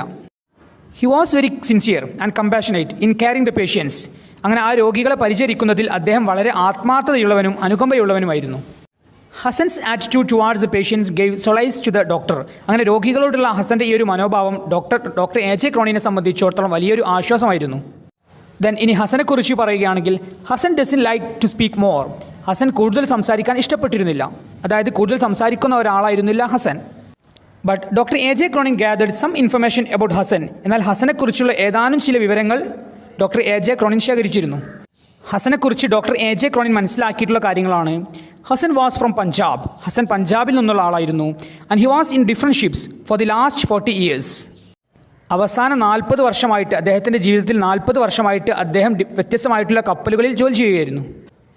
He spend 15 years in the Rangunjee. അങ്ങനെ ആ 40 വർഷത്തെ കപ്പൽ ജോലിക്കിടയിൽ 15 വർഷത്തോളം റാണഗഞ്ചി എന്ന കപ്പലിലായിരുന്നു Hasan. He doesn't have family or friends. അദ്ദേഹത്തിന് കുടുംബങ്ങളോ കൂട്ടുകാരോ ഉണ്ടായിരുന്നില്ല. And he was not married. അദ്ദേഹം വിവാഹിതനുമായിരുന്നില്ല. And he was a Muslim. അദ്ദേഹം ഒരു മുസ്ലിമായിരുന്നു. He hadn't earned anything in his life. അദ്ദേഹത്തിൻ്റെ ജീവിതത്തിൽ അദ്ദേഹം ഒന്നും നേടിയിട്ടുണ്ടായിരുന്നില്ല. He was a sincere man. അദ്ദേഹം നല്ല ആത്മാർത്ഥതയുള്ള ഒരു മനുഷ്യനായിരുന്നു. He didn't give value for money. അദ്ദേഹം പണത്തിന് ഒരു മൂല്യവും നൽകിയിരുന്നില്ല. And he was happy and satisfied in his life. അദ്ദേഹം അദ്ദേഹത്തിൻ്റെ ജീവിതത്തിൽ സന്തോഷവാനും സംതൃപ്തനുമായിരുന്നു. He had no desire for money and neglected future. അദ്ദേഹത്തിന് പണത്തോട് ഒരു ആഗ്രഹം ഉണ്ടായിരുന്നില്ല, അതുപോലെ തന്നെ ഭാവിയെ അദ്ദേഹം അവഗണിക്കുകയും ചെയ്തു. But he had courage, self control, faith, sincerity et cetera. എന്നാൽ ഹസന് കറേജ്, ധൈര്യമുണ്ടായിരുന്നു, സെൽഫ് കൺട്രോൾ, ആത്മനിയന്ത്രണം ഉണ്ടായിരുന്നു, ഫെയ്ത്ത്, വിശ്വാസമുണ്ടായിരുന്നു, ആൻഡ് സിൻസിയാരിറ്റി, ആത്മാർത്ഥതയും ഉണ്ടായിരുന്നു. ഹി റെസ്പെക്റ്റഡ് ഓൾ റിലീജിയൻസ്, എല്ലാ മതങ്ങളെയും അദ്ദേഹം ബഹുമാനിക്കുകയും ചെയ്തിരുന്നു. ചുരുക്കി പറഞ്ഞാൽ വളരെ നല്ല ഒരു മനുഷ്യനായിരുന്നു ഹസൻ. ദെൻ ഇനി കഥയിലേക്ക് വരികയാണെങ്കിൽ, the conditions of the patients got worse in the following days and 2 of them died. അങ്ങനെ തുടർന്നുള്ള ദിവസങ്ങളിൽ രോഗികളുടെ അവസ്ഥ വളരെ മോശമാവുകയും അവരിൽപ്പെട്ട 2 രോഗികൾ മരണപ്പെടുകയും ചെയ്തു. When 2 of the patients died, Hasan did all the rituals. അങ്ങനെ 2 രോഗികൾ മരണപ്പെട്ട സമയത്ത് എല്ലാ മരണാനന്തര ചടങ്ങുകളും ചെയ്തത് ഹസനായിരുന്നു. Then when they reached in Colombo, Hasan carried the helpless patients in his hands to hospital. അങ്ങനെ അവരുടെ കപ്പൽ രണഗഞ്ചി എന്ന കപ്പൽ അടുത്ത തുറമുഖമായിട്ടുള്ള കൊളംബോയിലെത്തിയ സമയത്ത് നിസ്സഹായരായിട്ടുള്ള വളരെ മോശം അവസ്ഥയിലെത്തിയ രോഗികളെ തൻ്റെ കൈകളിൽ ചുമന്നുകൊണ്ട് ആശുപത്രിയിലേക്ക് കൊണ്ടുപോയത് ഹസനായിരുന്നു. And doctor A J Cronin could control the difficult situation with the help of Hasan. അങ്ങനെ ഹസൻ്റെ സഹായത്തോടു കൂടെ ആ ഒരു മോശം അവസ്ഥയെ ഓവർകം ചെയ്യാൻ ഡോക്ടർ എ ജെ ക്രോണിന് സാധിച്ചു. അതായത് സ്മാൾ പോക്സ്, വസൂരി എന്ന അസുഖത്തെ കൺട്രോൾ ചെയ്യാൻ ഡോക്ടർ എ ജെ ക്രോണിന് ഹസൻ്റെ സഹായത്തോടു കൂടെ സാധിച്ചു. When they reach at Calcutta port, A J Cronin meets Job Smith. അങ്ങനെ അവരുടെ ലക്ഷ്യസ്ഥാനമായിട്ടുള്ള കൽക്കട്ട പോർട്ട്, കൽക്കട്ട തുറമുഖത്തെത്തിയ സമയത്ത് doctor A J Cronin Job Smith എന്ന ഒരു സ്ത്രീയെ കണ്ടുമുട്ടുകയാണ്. And she was using bad comments on Hasan. ഈ ഒരു സമയത്തും അങ്ങനെ കൽക്കട്ടയിൽ എത്തിയ സമയത്തും ഹസനെക്കുറിച്ച് മോശം പരാമർശം നടത്തുകയായിരുന്നു ആ ഒരു സ്ത്രീ, മാഡ് ജോബ് സ്മിത്ത് എന്ന ആ ഒരു സ്ത്രീ. അതായത് ഹസൻ്റെ വിരൂപതയെ കളിയാക്കിക്കൊണ്ടുള്ള കാര്യങ്ങളായിരുന്നു ആ ഒരു സമയത്തും മാഡ് ജോബ് സ്മിത്ത് സംസാരിക്കുന്നത്. She asked Dr. A. J. Cronin that where did they keep him on the way? Was it in a special cage? എന്തായിരുന്നു mad Job Smith doctor A J ക്രോണിനോട് ഹസനെക്കുറിച്ച് ചോദിച്ചത്? Where did the keep him on the way and was it in a special cage? എവിടെയായിരുന്നു ഹസനെ ഈ ഒരു യാത്രയിലുടനീളം doctor A J Cronin സൂക്ഷിച്ചത്? അതുപോലെ തന്നെ അതൊരു പ്രത്യേകതരം കൂടായിരുന്നോ? അതായത് ഹസനെ സൂക്ഷിച്ചത് ഈ ഒരു യാത്രയിലുടനീളം ഹസനെ സൂക്ഷിച്ചത് ഒരു പ്രത്യേകതരം കൂട്ടിലായിരുന്നോ എന്നതായിരുന്നു ഡോക്ടർ എ ജെ ക്രോണിനോടുള്ള മാഡ് ജോബ് സ്മിത്തിൻ്റെ ചോദ്യം. അതായത് ഹസൻ്റെ ഈ ഒരു വിരൂപതയെ കളിയാക്കിക്കൊണ്ടുള്ള സംസാരങ്ങളായിരുന്നു മാഡ് ജോബ് സ്മിത്ത് ആ ഒരു യാത്രയുടെ അവസാനവും സംസാരിക്കുന്നത്. മാഡ് ജോബ് സ്മിത്തിൻ്റെ ഹസനെക്കുറിച്ചുള്ള ഈ ഒരു ചോദ്യത്തിനുള്ള മറുപടി എങ്ങനെയാണ് ഡോക്ടർ എ ജെ ക്രോണിൻ കൊടുക്കുന്നത്? Doctor A J Cronin replied, it was a special cage and the animals were outside. Doctor A J Cronin പറയുകയാണ്, അദ്ദേഹത്തെ സൂക്ഷിച്ചത് ഒരു പ്രത്യേകതരം കൂട്ടിലായിരുന്നു, എന്നാൽ മൃഗങ്ങളെല്ലാം ആ ഒരു കൂടിന് പുറത്തായിരുന്നു.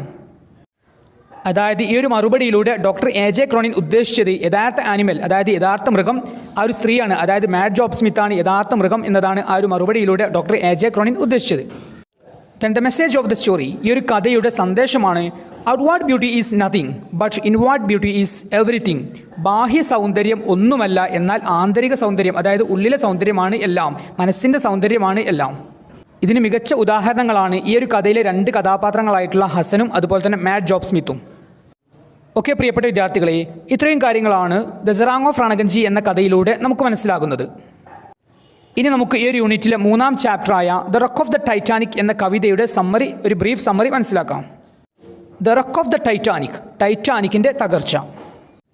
The wreck of the Titanic is a poem written by the American poet Benjamin പെക്കെയ്ത്ത്.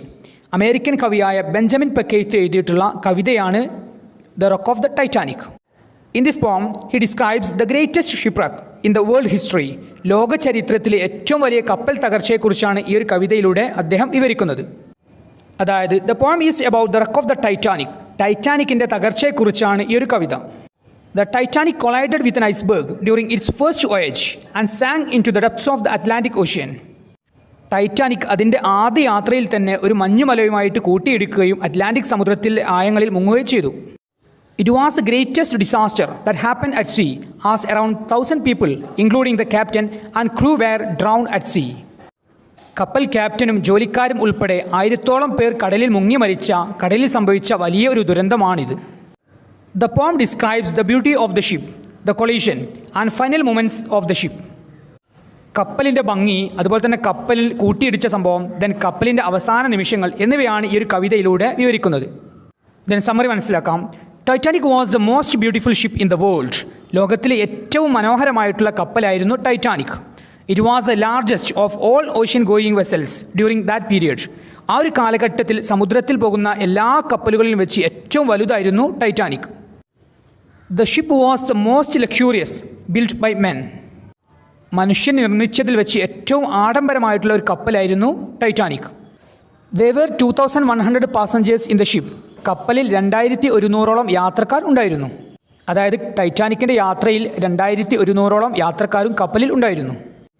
The Titanic started its first voyage from Southampton. അങ്ങനെ ടൈറ്റാനിക് അതിൻ്റെ ആദ്യ യാത്ര തന്നെ ആരംഭിച്ചത് സതാംപ്ടണിൽ നിന്നായിരുന്നു. Thousands of people had come to watch the maiden voyage of Titanic. അങ്ങനെ ടൈറ്റാനിക്കിൻ്റെ കന്നി യാത്ര, ആദ്യ യാത്ര തന്നെ കാണാൻ ആയിരക്കണക്കിന് ആളുകൾ അവിടെ എത്തിച്ചേർന്നിരുന്നു. All the passengers on the ship had a great feeling of security. All the passengers on the ship had a great feeling of security. കപ്പലിലെ എല്ലാ യാത്രക്കാർക്കും വലിയ സുരക്ഷിതത്വ ബോധം ഉണ്ടായിരുന്നു. അതായത് ആ ഒരു കപ്പലിൽ അവർ വളരെ സുരക്ഷിതരാണ് എന്നായിരുന്നു അവർ ചിന്തിച്ചത്. It was its first and last journey of Titanic. അങ്ങനെ ആ ഒരു യാത്ര ടൈറ്റാനിക്കിൻ്റെ ആദ്യത്തെയും അവസാനത്തെയും യാത്രയായിരുന്നു. Titanic collided with an iceberg in its first voyage. അങ്ങനെ അതിൻ്റെ ആദ്യ യാത്രയിൽ തന്നെ ടൈറ്റാനിക് ഒരു മഞ്ഞുമലയുമായിട്ട് കൂട്ടിയിടിച്ചു. And it sank in to the depths of the Atlantic ocean. അങ്ങനെ അറ്റ്ലാന്റിക് സമുദ്രത്തിൻ്റെ ആഴങ്ങളിൽ ടൈറ്റാനിക് മുങ്ങുകയും ചെയ്തു. The captain Smith was a brave commander. ടൈറ്റാനിക്കിലെ ക്യാപ്റ്റനായിട്ടുള്ള ക്യാപ്റ്റൻ സ്മിത്ത് ധീരനായ ഒരു കമാൻഡറായിരുന്നു. He didn't think to save his life for one moment. ഒരു നിമിഷം പോലും തൻ്റെ ജീവൻ രക്ഷിക്കാൻ അദ്ദേഹം ചിന്തിച്ചിരുന്നില്ല. He stood on the bridge and called the crew of the ship. അങ്ങനെ ആ ഒരു കപ്പൽ മുങ്ങുന്ന സമയത്ത്, ആ ഒരു കപ്പൽ അപകടത്തിൽപ്പെട്ട സമയത്ത് ടൈറ്റാനിക്കിലെ ക്യാപ്റ്റനായിട്ടുള്ള ക്യാപ്റ്റൻ സ്മിത്ത് കപ്പലിലെ ജോലിക്കാരെ വിളിക്കുന്നു. He encouraged others to be brave. അങ്ങനെ അവരോട് അദ്ദേഹം പറയുകയാണ് ധീരന്മാരായിരിക്കാൻ കപ്പലിലെ ജോലിക്കാരോട് കപ്പലിലെ ക്യാപ്റ്റനായിട്ടുള്ള ക്യാപ്റ്റൻ സ്മിത്ത് ആഹ്വാനം ചെയ്യുകയാണ്. The crew of the ship proved their courage. അങ്ങനെ ആ ഒരു സമയത്ത്, ആ ഒരു അപകട സമയത്ത് കപ്പലിലെ ജോലിക്കാർ അവരുടെ ധൈര്യം തെളിയിക്കുക തന്നെ ചെയ്തു. They tried to save the life of women and children first. അങ്ങനെ ആ ഒരു കപ്പൽ അപകടത്തിൽപ്പെട്ട സമയത്ത് കപ്പലിലുണ്ടായിരുന്ന സ്ത്രീകളെയും കുട്ടികളെയും രക്ഷിക്കാനായിരുന്നു അവർ ആദ്യം തന്നെ, കപ്പലിലെ ജോലിക്കാർ ആദ്യം തന്നെ ശ്രമിച്ചത്. The life boats were lowered in to the sea and women and children were saved. അങ്ങനെ കപ്പലിലെ സ്ത്രീകളെയും കുട്ടികളെയും കൊണ്ടുള്ള ലൈഫ് ബോട്ടുകൾ കടലിൽ ഇറങ്ങുകയും സ്ത്രീകളെയും കുട്ടികളെയും അതിലൂടെ രക്ഷപ്പെടുത്താനും അവർക്ക് സാധിച്ചു. The rest of the crew and the passengers were drowned. അങ്ങനെ കപ്പലിൽ ബാക്കിയുണ്ടായിരുന്ന കപ്പൽ ജീവനക്കാരും യാത്രക്കാരും കടലിൽ മുങ്ങി മരിക്കുകയും ചെയ്തു. The crew had no hope of saving themselves. അങ്ങനെ ആ ഒരു അപകടം നടന്ന സമയത്ത് ജീവനക്കാർക്ക് തങ്ങളുടെ ജീവൻ രക്ഷിക്കാമെന്ന ഒരു പ്രതീക്ഷയും ഉണ്ടായിരുന്നില്ല. The only hope that remained was the hope of eternity. Eternity അതായത് അനശ്വരത, അത് മാത്രമായിരുന്നു കപ്പലിലെ ജോലിക്കാരുടെ പ്രതീക്ഷ. അതായത് മരണശേഷമുള്ള ഇറ്റേണലായിട്ടുള്ള അനശ്വരമായിട്ടുള്ള ജീവിതമായിരുന്നു പിന്നീട് അവരുടെ പ്രതീക്ഷ. And they willingly accepted death. അങ്ങനെ അവർ സുമനസ്സാലെ ആ ഒരു മരണത്തെ സ്വീകരിച്ചു. The bandsmen were playing the song nearer my God to thee while sinking the ship. അങ്ങനെ ടൈറ്റാനിക് കപ്പൽ മുങ്ങുന്ന സമയത്ത് കപ്പലിലുണ്ടായിരുന്ന bandsmen, musicians nearer my God to thee, ദൈവമേ നിന്റെ അടുത്തേക്ക് എന്ന ഗാനം പ്ലേ ചെയ്യുകയായിരുന്നു. It shows how courageous they were even in the face of a danger. ഒരു അപകടത്തെ മുഖാമുഖം കാണുന്ന സമയത്ത് പോലും അവർ എത്രത്തോളം ധൈര്യശാലികളായിരുന്നു എന്നതാണ് ഈ ഒരു സംഭവം കാണിക്കുന്നത്. The incident of the Titanic will be remembered in history for ever. ടൈറ്റാനിക്കിൻ്റെ ഈ ഒരു സംഭവം ചരിത്രത്തിൽ എന്നെന്നും ഓർമ്മിക്കപ്പെടും. It will be remembered because of two reasons. രണ്ട് കാരണം കൊണ്ടായിരിക്കും ടൈറ്റാനിക്കിൻ്റെ തകർച്ചയെക്കുറിച്ച് ലോക ചരിത്രത്തിൽ ഓർമ്മിക്കപ്പെടുക. First, for the noble and true courage shown by the crew of the Titanic. ആ ഒരു അപകടം നടക്കുന്ന സമയത്ത് ടൈറ്റാനിക്കിലെ ക്രൂ, അതായത് ടൈറ്റാനിക്കിലെ ജോലിക്കാർ കാണിച്ച ആ ഒരു ധൈര്യത്തിൻ്റെ പേരിലായിരിക്കും ടൈറ്റാനിക്കിൻ്റെ തകർച്ചയെക്കുറിച്ച് ലോകചരിത്രം ഒന്നാമതായിട്ട് ഓർമ്മിക്കപ്പെടുക. Second, it was the greatest maritime tragedy ever occurred in the world history. രണ്ടാമതായിട്ട് ടൈറ്റാനിക്കിൻ്റെ തകർച്ചയെക്കുറിച്ച് ലോക ചരിത്രത്തിൽ ഓർമ്മിക്കപ്പെടുന്നത് ലോക ചരിത്രത്തിൽ തന്നെ ഏറ്റവും വലിയ ഒരു സമുദ്ര ദുരന്തമായിരുന്നു ടൈറ്റാനിക്കിൻ്റേത്. ഇതിൻ്റെ പേരിലായിരിക്കും ലോക ചരിത്രത്തിൽ ടൈറ്റാനിക്കിൻ്റെ തകർച്ചയെക്കുറിച്ച് രണ്ടാമതായിട്ട് ഓർമ്മിക്കപ്പെടുക. ഓക്കെ പ്രിയപ്പെട്ട വിദ്യാർത്ഥികളെ, ഇത്രയും കാര്യങ്ങളാണ് the wreck of the Titanic എന്ന കവിതയിലൂടെ നമുക്ക് മനസ്സിലാകുന്നത്. അപ്പോൾ ഈ ഒരു യൂണിറ്റിലുള്ള പ്രധാനപ്പെട്ട ആശയമാണ് ഡിസാസ്റ്റർ ആൻഡ് ഡിസാസ്റ്റർ മാനേജ്മെൻറ്റ്, ദുരന്തവും ദുരന്ത നിവാരണവും. അതായത് ഒരു ദുരന്തം സംഭവിക്കുന്ന സമയത്ത് എങ്ങനെ അതിനെ കൈകാര്യം ചെയ്യണം എന്നതിനെക്കുറിച്ചാണ് ഈ ഒരു യൂണിറ്റിലെ 3 ചാപ്റ്ററുകളായിട്ടുള്ള disasters and disaster management in India, the serang of Rangunjee, the wreck of the Titanic എന്നീ 3 ചാപ്റ്ററുകളിലൂടെ വിശദീകരിക്കുന്നത്.